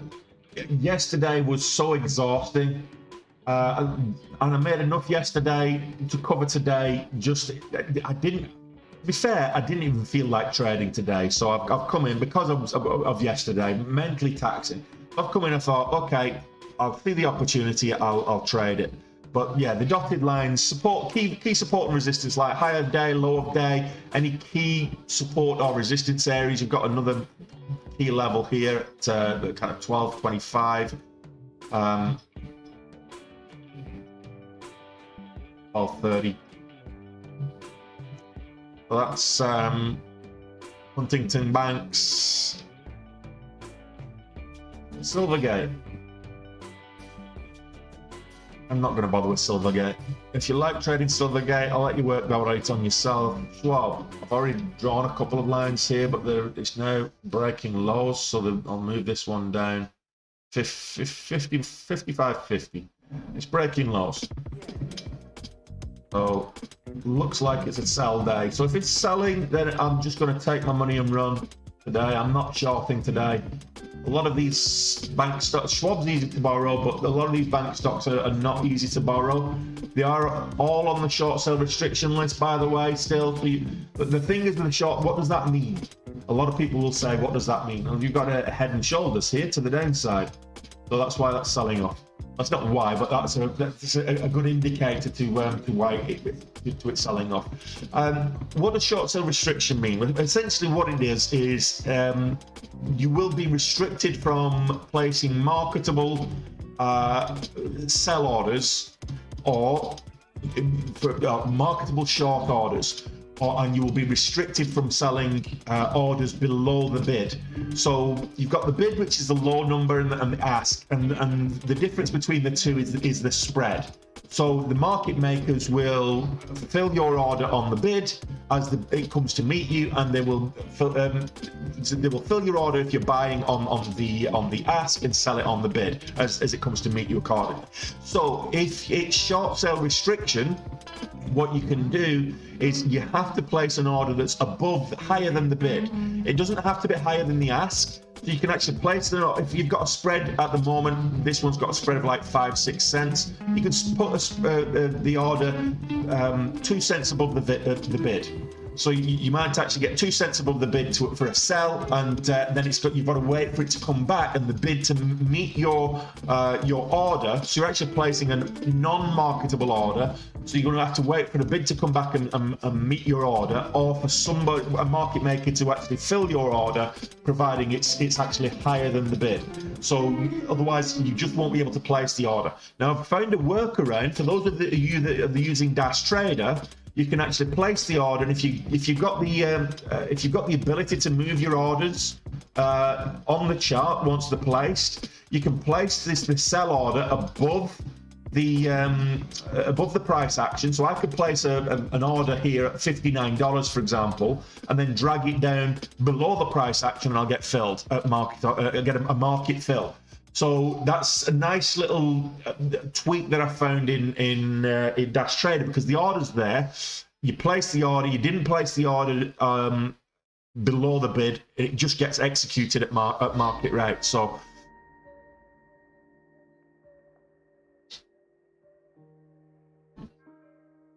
try it.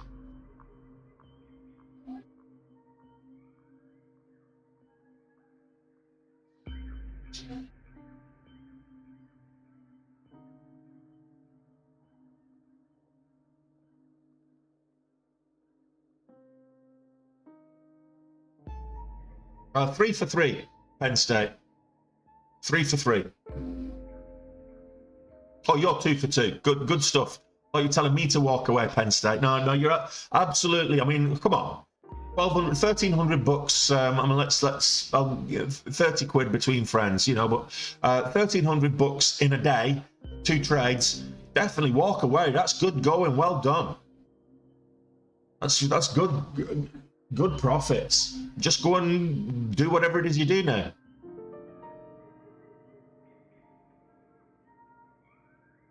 Yeah, and I did it a couple of times yesterday, Flip Jug.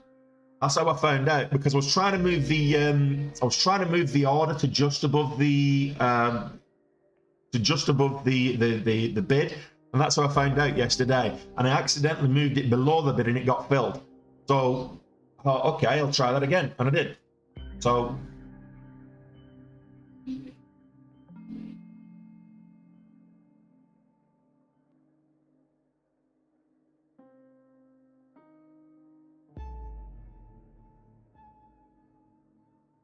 if you lock in your gains, look, I say this every single day.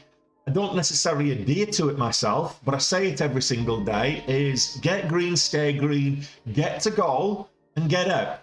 If you're setting yourself goals, and I advise you to do that, if you're getting into trading, set yourself a goal. Work out across the course of a year, what is it would make a difference to your lifestyle? What would make a significant difference to your lifestyle? Don't be ridiculous. Don't say, I need to make $5 million.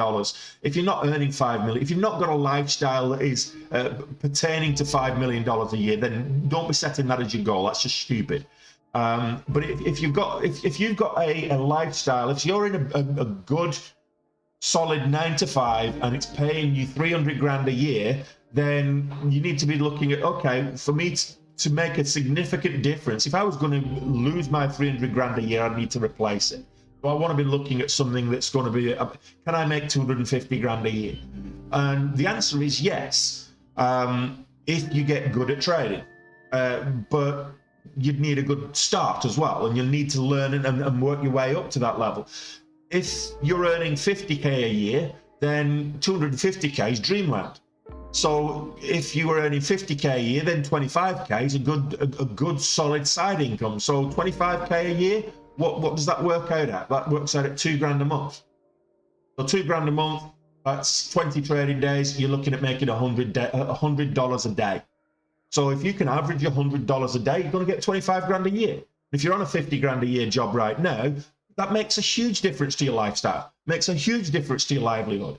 That's your first goal. Start, you start breaking that down, and if you can make $100 a day, you get to goal, you get out, you made your $100. The next day, you get to goal, you get out. The next day, you might lose $100, in which case, that's fine. The day after, you might make 125. But your goal is you don't change your goal just because you've lost. Unless you're working with percentages like I am with the small account, whereas yesterday's goal was like $2,500 and today's goal is like $1,250. So because I lost 45% of the equity on the small account.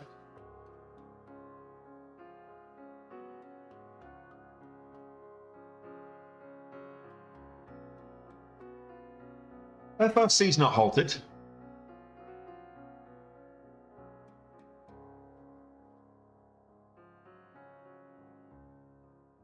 I'm looking at Schwab, and it's all just sideways at the moment. There's no momentum at the moment on these banking stocks. They seem to be having a bit of a lull period. So First Republic here is what we've got a bit of a pattern forming.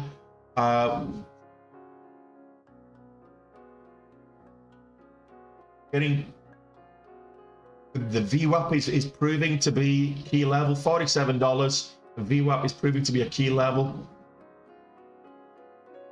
on First Republic. So they're all kind of just ranging sideways at the moment. So this is Federal Republic. FRC is the ticker. If you look at Pacific West, Pac West, again, it's pulled back. It's just moving sideways right now. It's just, don't worry about it if it's moving sideways. If it has a spike up, it has a spike up. It doesn't matter. This is why you map out your key levels. Right now, 1475 is developing into a bit of a key level as well. But you wouldn't get in for the break of 1475 because you've got this key level of the whole dollar up here. You've got $0.75. Basically, you want to see confirmation that it's going to get up and break $15 there. You've also got key levels to the downside. If this comes down and breaks 1375, the likelihood is going to continue selling off. You've got your opening range now, 15 minutes. Opening range 15 minutes. We're up 45 minutes into the market open, and the opening range is formed. Now you've marked out your opening range high, your opening range low. Throughout the course of the day, most stocks tend to gravitate to one or the other. So that's what you're looking for. If it breaks one or the other, that's usually a good sign that it's either going to sell off for the rest of the day or it's going to rally for the end of the day. When it's just sideways like this, it's not a good stock to trade. It's just choppy, and you can make money on it if it finds itself in a range. You can make money trading the range. Buying the low, selling the high, buying the low, whatever. But it becomes choppy, and you've got to time it right. So just be patient now. I mean, I'm 700 away from goal on the main account, but I've already made 1400 on the small account, so I'm at goal on the day on both the small account challenge and overall. So ATC or ATR? We've got Pac W. 5-minute ATR, I don't know ATC. ATR of 64 cents. Yeah, that's for a 5-minute. It's 26 cents on the 1 minute. So if you're looking at the range, you can take into account if you, depending on which patterns you're trading, you want to be taking in the range for which time frame you're trading at. So look, if you made profits today, the high volatility of the open seems to have drained out. Well, just keep an eye on what else is moving. There may be some nice, ONCS is moving at the moment.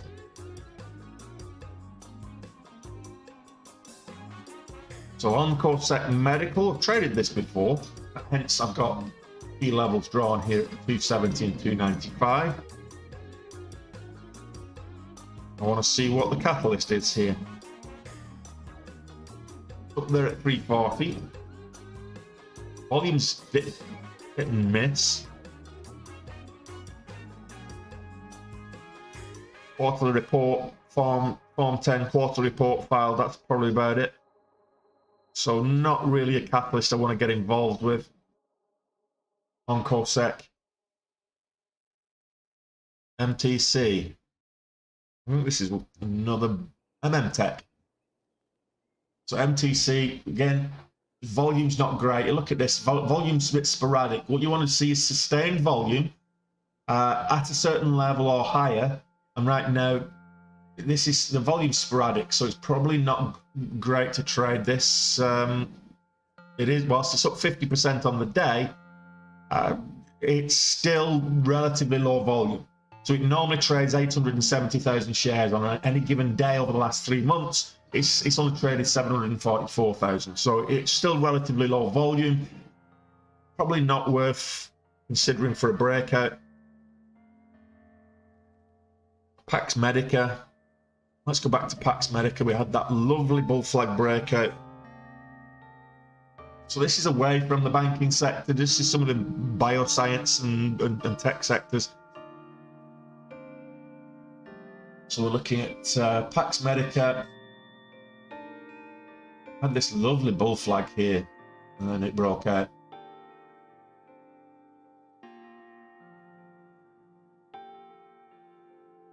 Yeah, nothing there either. Some good volume coming in on these moves here, but then just, yeah, so there's just nothing there saying I've got a good trade here. Let's have a look at DTC. That's moving up a little bit. Yeah. Again, erratic volume, so probably not what I'm looking for. So I'm still, the market is still dominated by, it's still being dominated by the banks. Let me just see in the real-time scanner.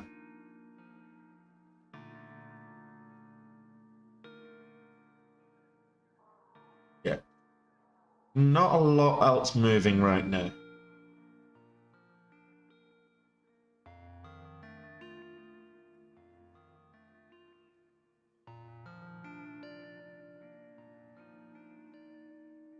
Ambi. Is that an IPO or a SPAC merger? I've got a whole bunch of IPOs that never happened on my IPO watch list.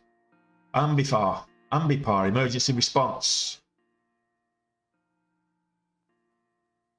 So this is from last week, yeah. So this was a IPO last week. This is its biggest volume day to date. And it's the first green day it's had. So it's look at this on the daily.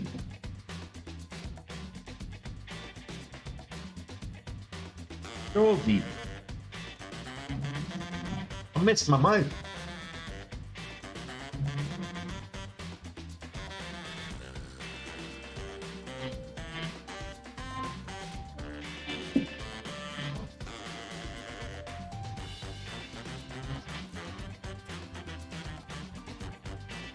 So Ambi, this is the daily.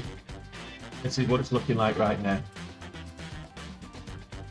So not huge volume, but it's the most volume it's had since it started trading on the 6th. So it could be worth a watch. I'll add it to the list.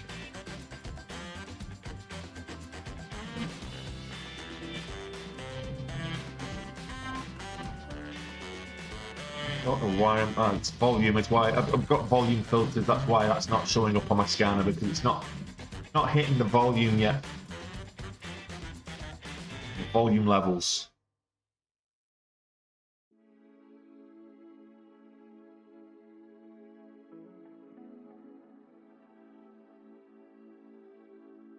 Oh, you're the first one that's complained there, GSK.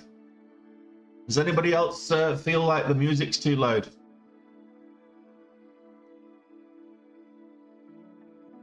Must be getting old, buddy. Hurting your hearing aid.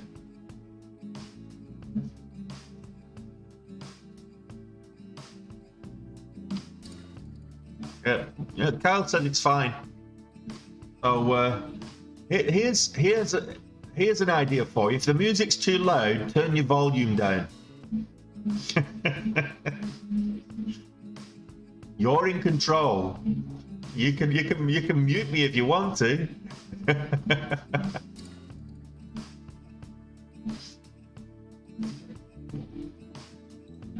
No worries. Hey, shut up, Alistair. Nobody even asked you for comment.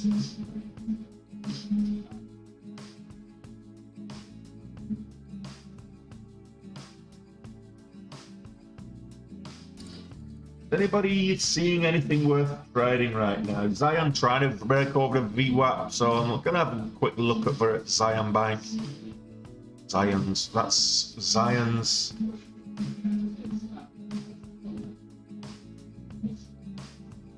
$35 key levels, but the VWAP here, as you can see, it's just had the VWAP fade. It move up to the VWAP fade, up to the VWAP fade. So we've got a double bottom formation here, but it's now over the VWAP.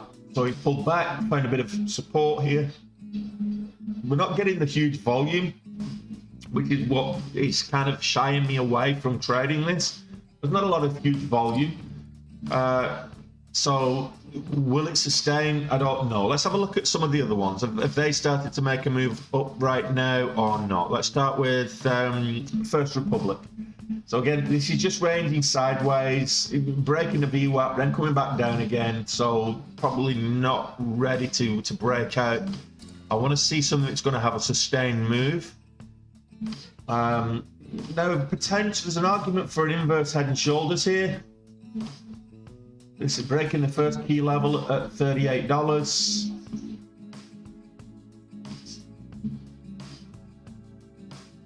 This is Western Alliance.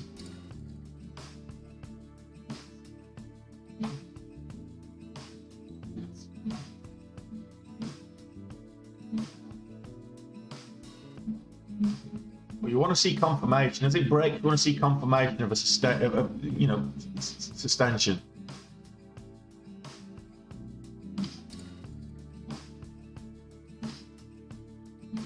That's Western Alliance. Let's have a look at Pac West. Again, this is just sideways. If this breaks 1475, great. I'm still don't trust it at 1475 there. $15 or above for me. It's just sideways chop at the moment, and quite frankly, I don't play sideways chop.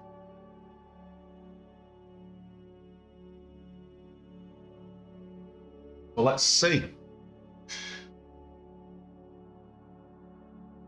Make sure, if you're watching on YouTube, do me a favour. Whilst we're in this lull period, the calm before the storm again, do me a favour. Just smash that thumbs up button. It really helps me out. And if you want to get notified when I'm going live, occasionally the time does vary, but occasionally I'll do a power hour stream, which is the last hour of the market. And then hit the notification bell if you subscribe, that is.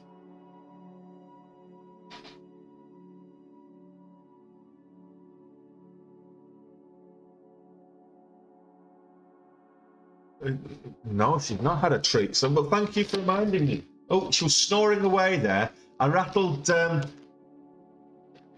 I rattled this. Oh, there's a double one here. I'm going to give you that anyway. Let's. Everybody's paid for this with likes, so here you go. You can have a double one. They've done 6,000, so you can actually. Missed it. Here you go. Get it this time. There you go. Yeah, go on. Off you go.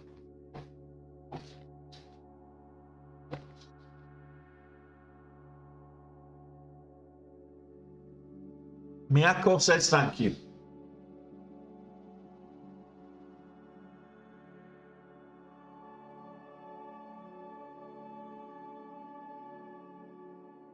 A happy girl. She's a happy dog. Happy dog. Right, you can go and have a lie down there. Yeah, so Ambi, looks like Ambi resumed, hitting the scanners now. Across the board, into another halt.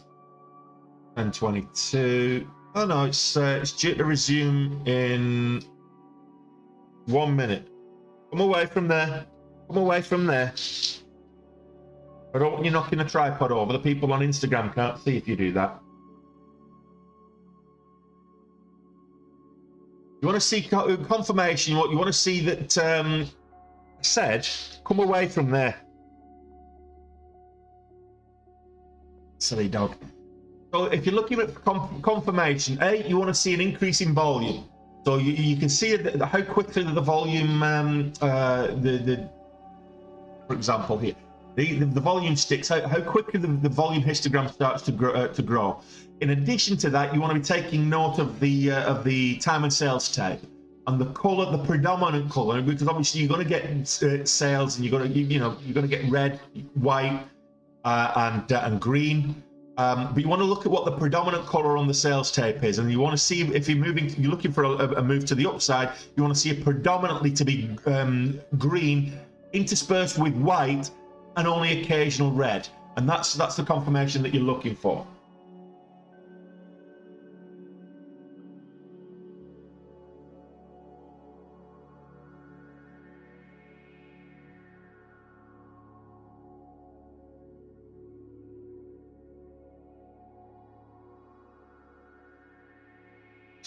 Now, if you're hang on a minute, is this okay? So, I don't think there's any leverage on this. If you sponsored by Duck Fillets, absolutely. Yeah, if you're trading this with CMEG, I don't think there's any leverage on this. I'm getting a bit annoyed with CMEG lately because they're just. The whole point of trading in a margin account is you want leverage. Otherwise, what's the point? Might as well just trade in a cash account.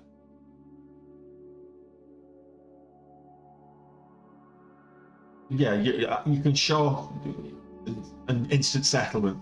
All right, I feel like the Monty Python sketch. What did the Romans do for us? But look, you get you kind of get the drift. Leverage, margin account, you're supposed to be able to have leverage. If you can't get leverage, it kind of almost defeats some of the purpose. It's well,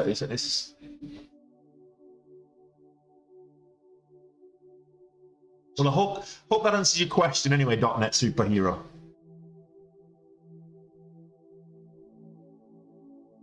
Oh, now we've got breakouts in the banking sector.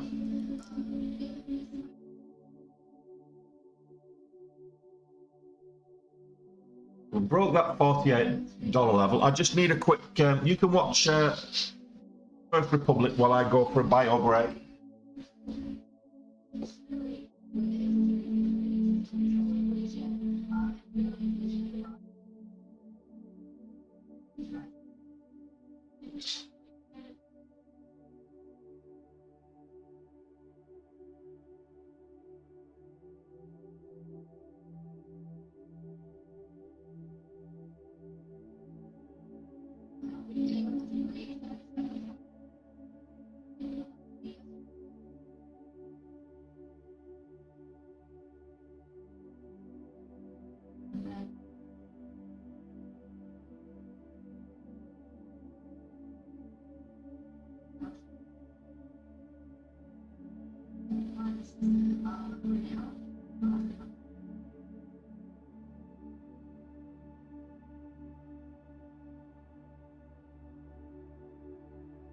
Yeah, I know. I moved you because you were going to not read the tripod over, and I can't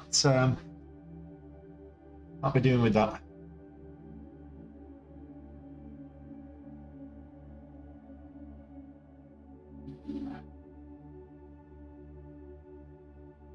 Right, what's moved since I left?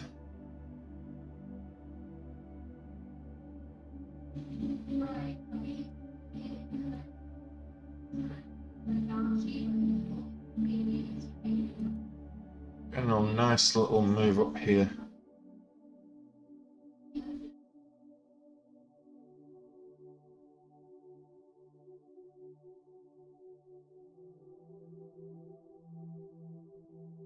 So we broke that $38, came back, tested as support. So now we need to break the high of day. We've got a high of day currently at 39.84.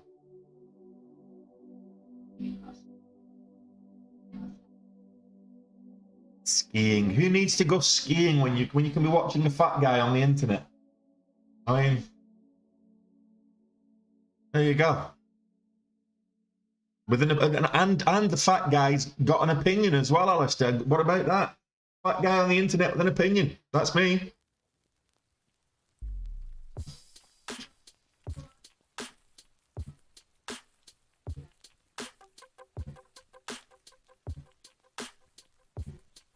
Ambi still the top mover at the moment.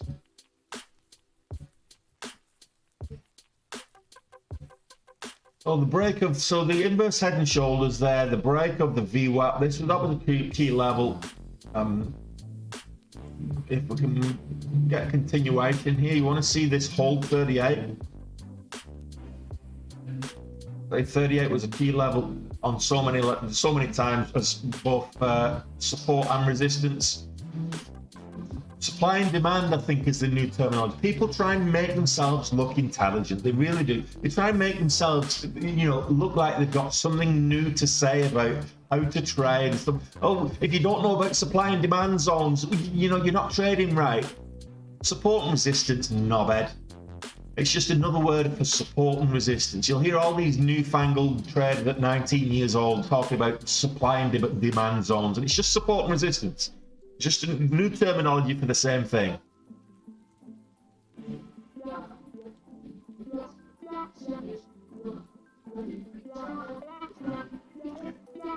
I'm the same as that flip jug. So if I'm in a trade and it's consolidating for too long, two things. One, I get bored. That's one thing. And two, there's a higher risk. The longer you hold a consolidation trade, the longer you're exposed to it going against you. So you've got to keep an eye out for any kind of reversal or exit indicators. And your equity's tied up. That's number three. So if something else does move, whilst you're in that consolidation phase, and something else does decide to move, your equity's tied up in that trade.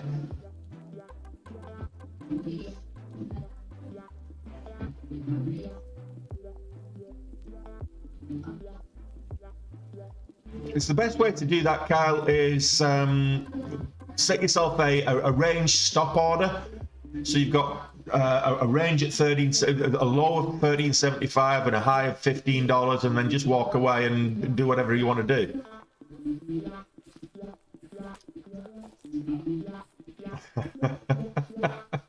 No, Alistair. I mean, I wear glasses to so I can see. Not necessarily. Do you know what? I had 20/20 vision when I was younger. I had growing up. I had better than 20/20 vision, 40/40 vision, if you want. But it was better than 20/20 vision. I could read what was on a postage stamp. Oh my goodness, it's raining hard. What was on a postage stamp 100 meters away? It was like, that's how good, like binocular vision. And I could read obviously close up. I had fantastic vision. My eyes were better than 20/20. They were brilliant. And then a couple of years ago, we're working with the screens and stuff, and I just started getting migraines. I started getting headaches, and it was eye strain. I got my eyes tested, and then I thought, okay, eyes tested. Oh, you need glasses. I don't need glasses, do I? And I got some glasses, and one, the headaches went away, and two, I could actually see clear. I didn't realise I couldn't see clear. And then with about 3 months of me starting to wear glasses whilst I was working, my eyes deteriorated to a point where now I can't do without them. Before I actually got the glasses, they weren't that bad. I could actually read stuff on the screen. It's all blurred. So it's like self-fulfilling prophecy. The way my eyes just went was like literally within 3 to 6 months, they just went from 2020 to old man vision.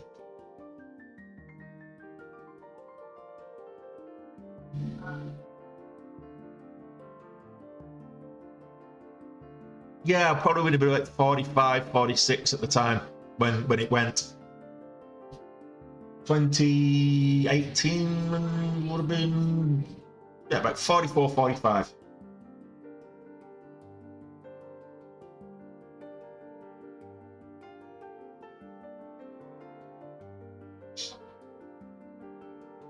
So this is what I would class as gradual gains.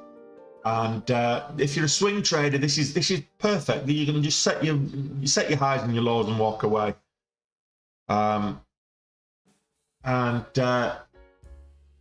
It seems to be holding that 38 at the moment.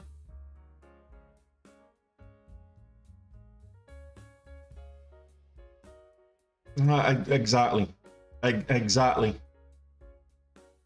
But Ambi seems to be the momentum. Let's have a look at Ambi right now.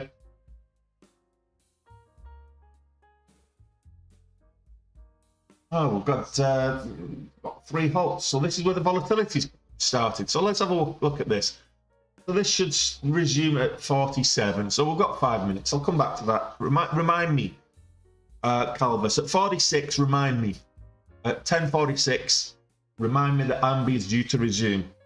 And we'll come back. We might be able to get some volatility. Again, I'm okay. I can trade this. I don't need leverage. I've got enough equity to trade this. Schwab. If I'm going to trade one of these stocks, I want it to be Schwab. But as long as they're below the VWAP, I'm not comfortable right now. Zion Bank. Making news, making moves. Oh, I like this jazz. This is nice.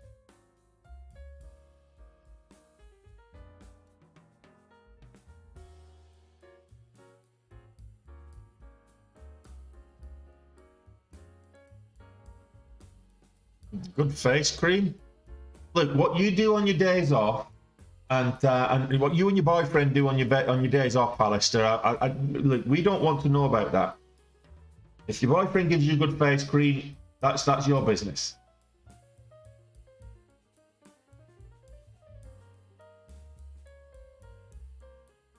Let's have a look at the overall markets. What we've not done today very much is a look at the SPY. Look at that. Let's look at this on a 15-minute. Choppy day yesterday, but it kind of finished up. Look how strong it is today. And the Russell index. So the Russell index is a small cap index. It's heavily influenced by a lot of these banks. Look at the Russell. Russell is like 3.1% up today. There's tech stocks, Nasdaq 100. That's up 2.1 today. So the market's trying to have a bit of a bounce. Let's have a look at the SPY again, and look at it on the daily. Oh, we got dangerously close to this swing low. Is this just a dead cat from this this? I don't know. We'll see. It needs to get back over 400 for me to have any kind of bullishness. But like CPI data didn't seem to inhibit it, so maybe that's it's a good bullish day for the markets. Okay, let's go back to Ambi and let's here we go. Ambi Power emergency response. Oh, that's the daily. We don't want the daily. So this should resume. No, this is going to come out of in. We've got another minute yet. The volatility halts are for. Yeah, you're probably right.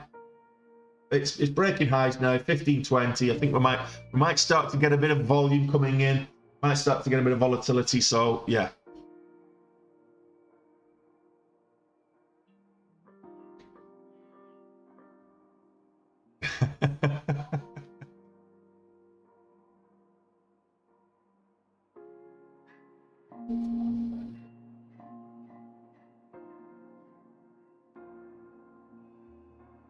So we've got about 30 seconds for resumption here.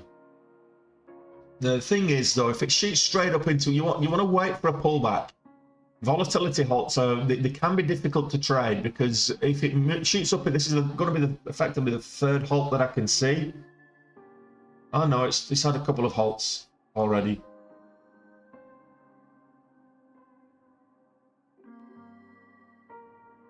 Recent IPO should resume in about 6 seconds.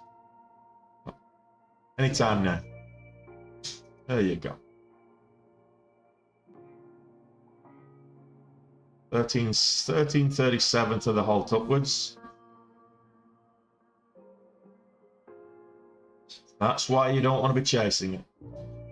14.21 to the halt downwards. Okay, so if you just got in there because it resumed at the volatility, that's what would have happened.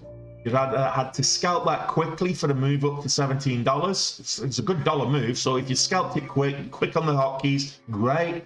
But most people aren't that quick.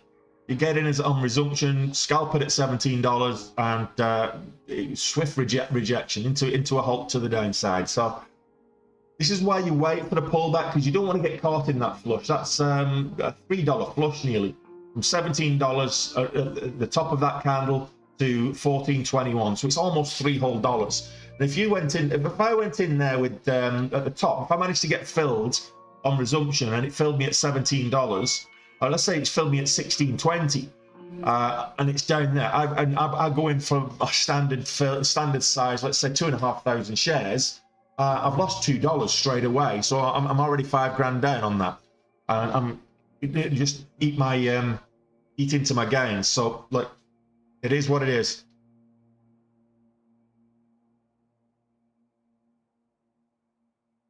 But there's volatility there.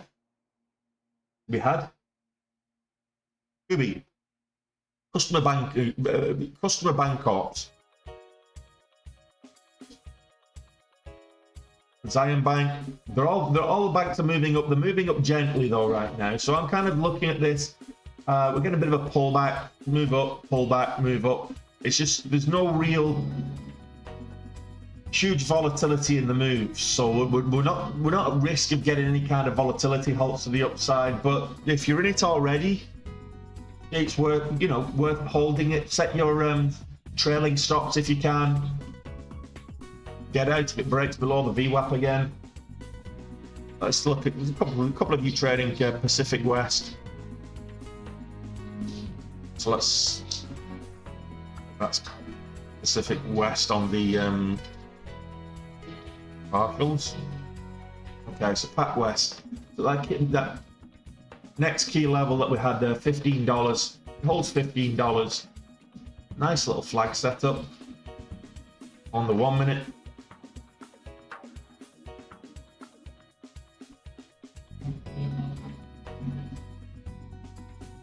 So this is PacWest Bancorp, PACW. You just saw me with PACWP, but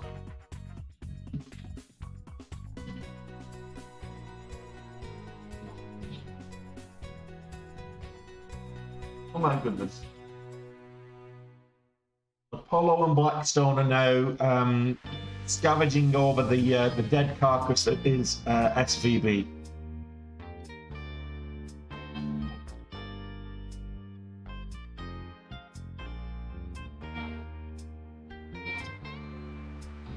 Oh, well, yeah, good stuff there. You wouldn't have been stopped out just yet, but you've got the 20 EMA, which is like 1480. Anything less than that, and I think you're probably right, 1475 is probably a good way to. I hope you managed to get some profits on that, Kyle. Yeah, wait, look.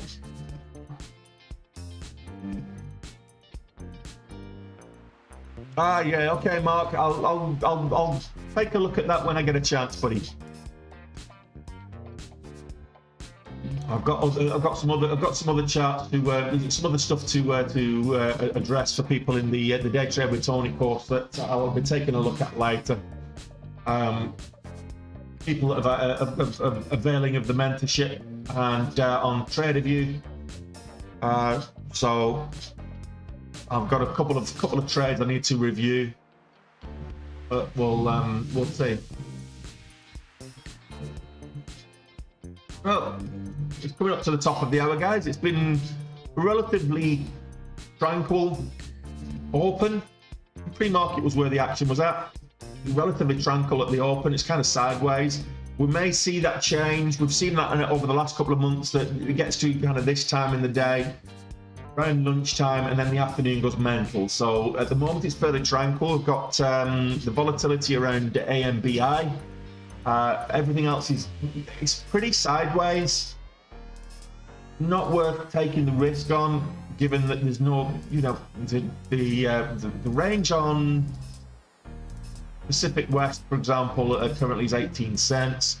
I look at some of the $30 banks that we were trading earlier. So, for example, Western Alliance, 51 cents. So to put this into context, this Western Alliance had a range at one stage yesterday. It was over $2, the average true range.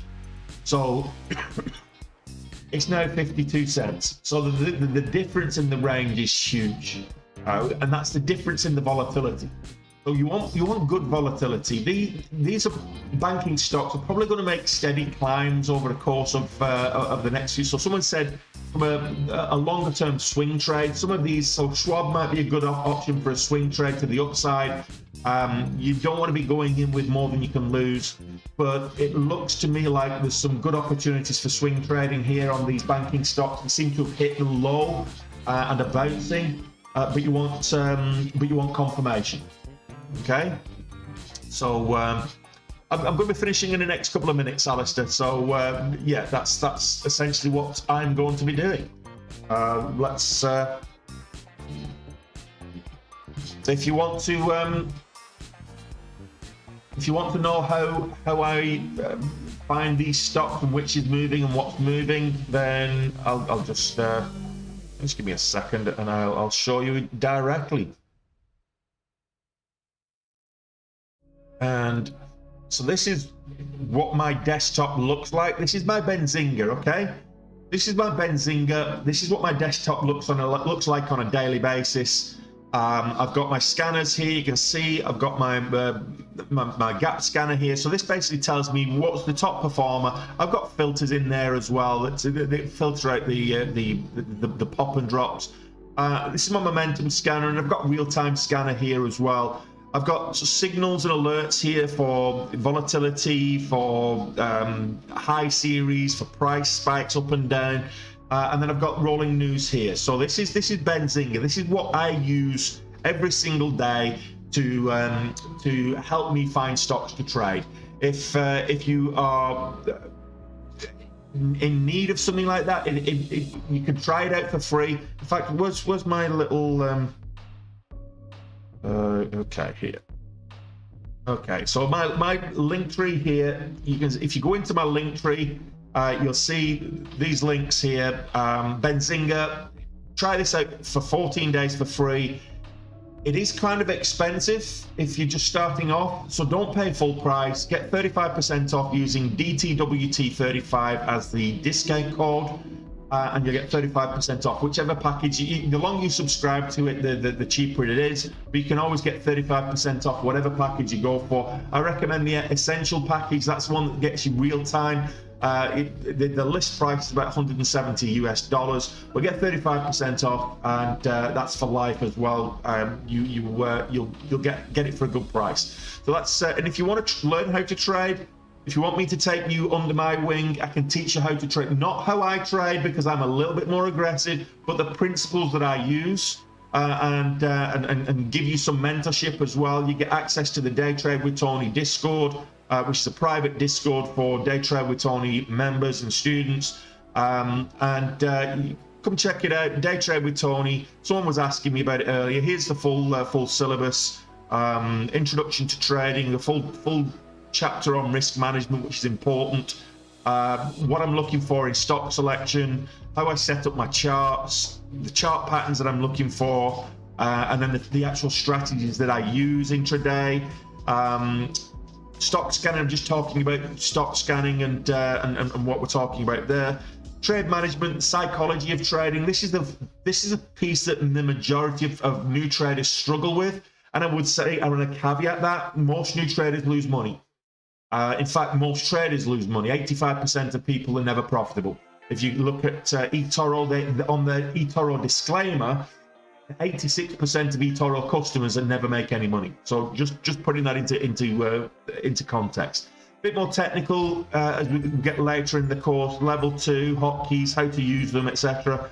And then if you're going to be trading as a business, you need a business plan, and there's a full section there on trading as a business. Some advanced technical indicators like MACD, RSI, Bollinger Bands, how to use them, etc. And then an introduction to options trading. There's also a bonus swing trading course there that I put together, and a whole library of ebook reading material that I use to learn how to trade as well. You get all of that for the very, very break-even price of $1,200 a year. Or if you want to go for a monthly subscription, you can do that, but it's going to take, I would say it's going to take you 3 to 6 months before you competently know what you're doing if you're a novice. If you're an intermediate and just need some help getting profitable, then I would say, you know, the monthly or the quarterly option is probably worthwhile taking count of. You get access to the Discord, as I mentioned, where I will be trading a little bit later, or I will be streaming a little bit later, live streaming in the Discord a little bit later if I am trading. So I'm over goal right now, so let's take a look. What else do I need? TraderView. So TraderView, these are my statistics. If you didn't catch my recap on YouTube yesterday, these are the statistics for March. Right now, just shy of 150,000 in gross profits on March, which is 16k per day, which is, by any stretch of the imagination, is phenomenal. We're halfway through, so that's phenomenal run in March. Let's go back to the calendar, and we'll see exactly what's going on there. I had one day, a red day, but we've had some big days in March already. We came in, we had a 22k day on the 2nd of March. We've followed that up with a 25k on the 9th, and a 34k day the following day. 42k yesterday. This includes the small account, by the way.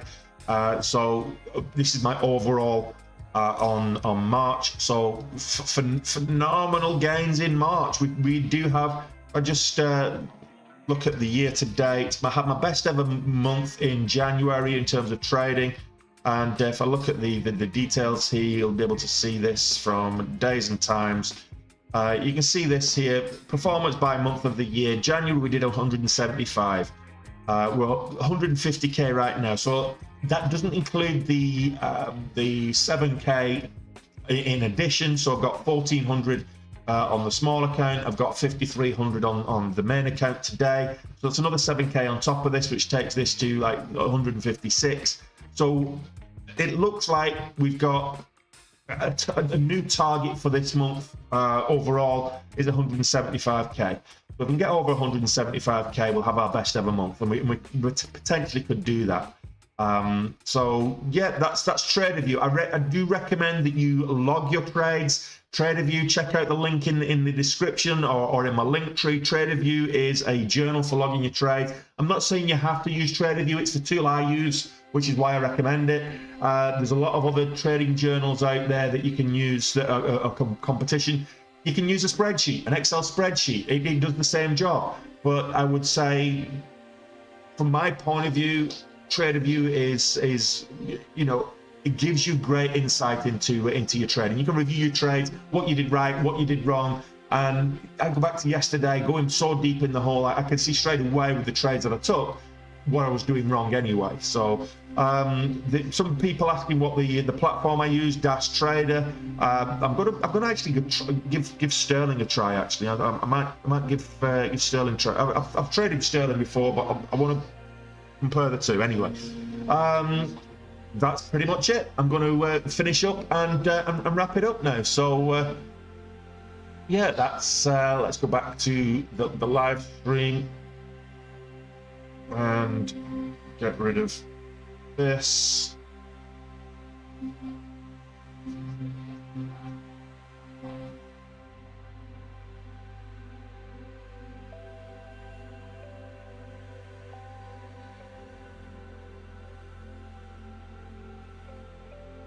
Okay.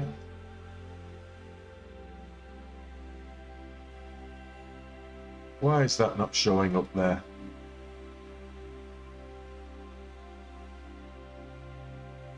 Okay, and I will go back to this screen here, and away we go.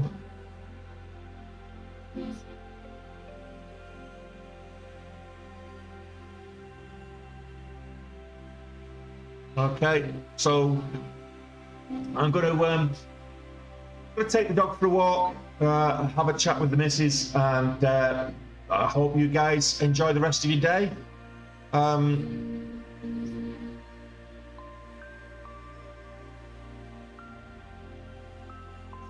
Relative volume and ATR scanner, the relative volume, so it's just, I'll show you this here right now, okay? And you'll be able to see this for yourself. So if I just extend this out a little bit, you can see I've got the volume here, which this is for the 15-minute, but you can change this for the anyway. I've got the volume here, and you can see that I've got the average volume there.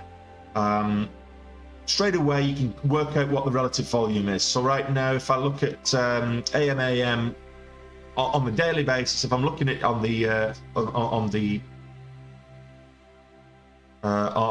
other scanner,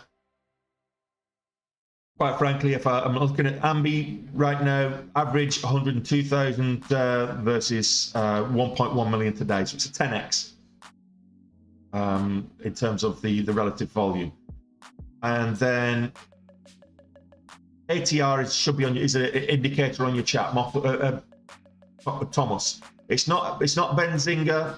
Not getting that. So I'll look at the chart. I've got my ATR down here on my chart. I'm not too bothered about how it's tracking with the graph. It's the numbers that are important to me. So right here on the chart is the ATR on the 1 minute chart. I've got the ATR on the 5 minute chart as well. So it's the ATR is on the chart. It's a technical indicator. If you go into your technical indicators, you can find it in there. No matter what platform you are, you can find your technical indicators. Yes, and you'll find it there, Thomas. How much is Benzinga, Thomas? So Benzinga it depends on which one you get. You can get a basic one, which is about 29 quid a month or whatever it is, but you're not going to get what you need out of that.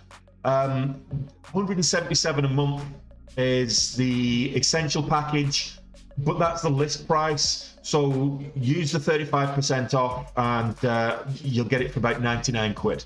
99 quid a month. It's paid for itself and then some for me.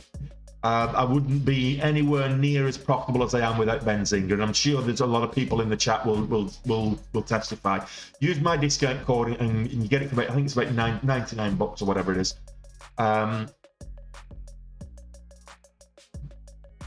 So I'm going to stay green. I've got for gold. I'm about 700 quid away from gold. So I've got green. I'm going to stay green. I've got for gold. I'm going to get out.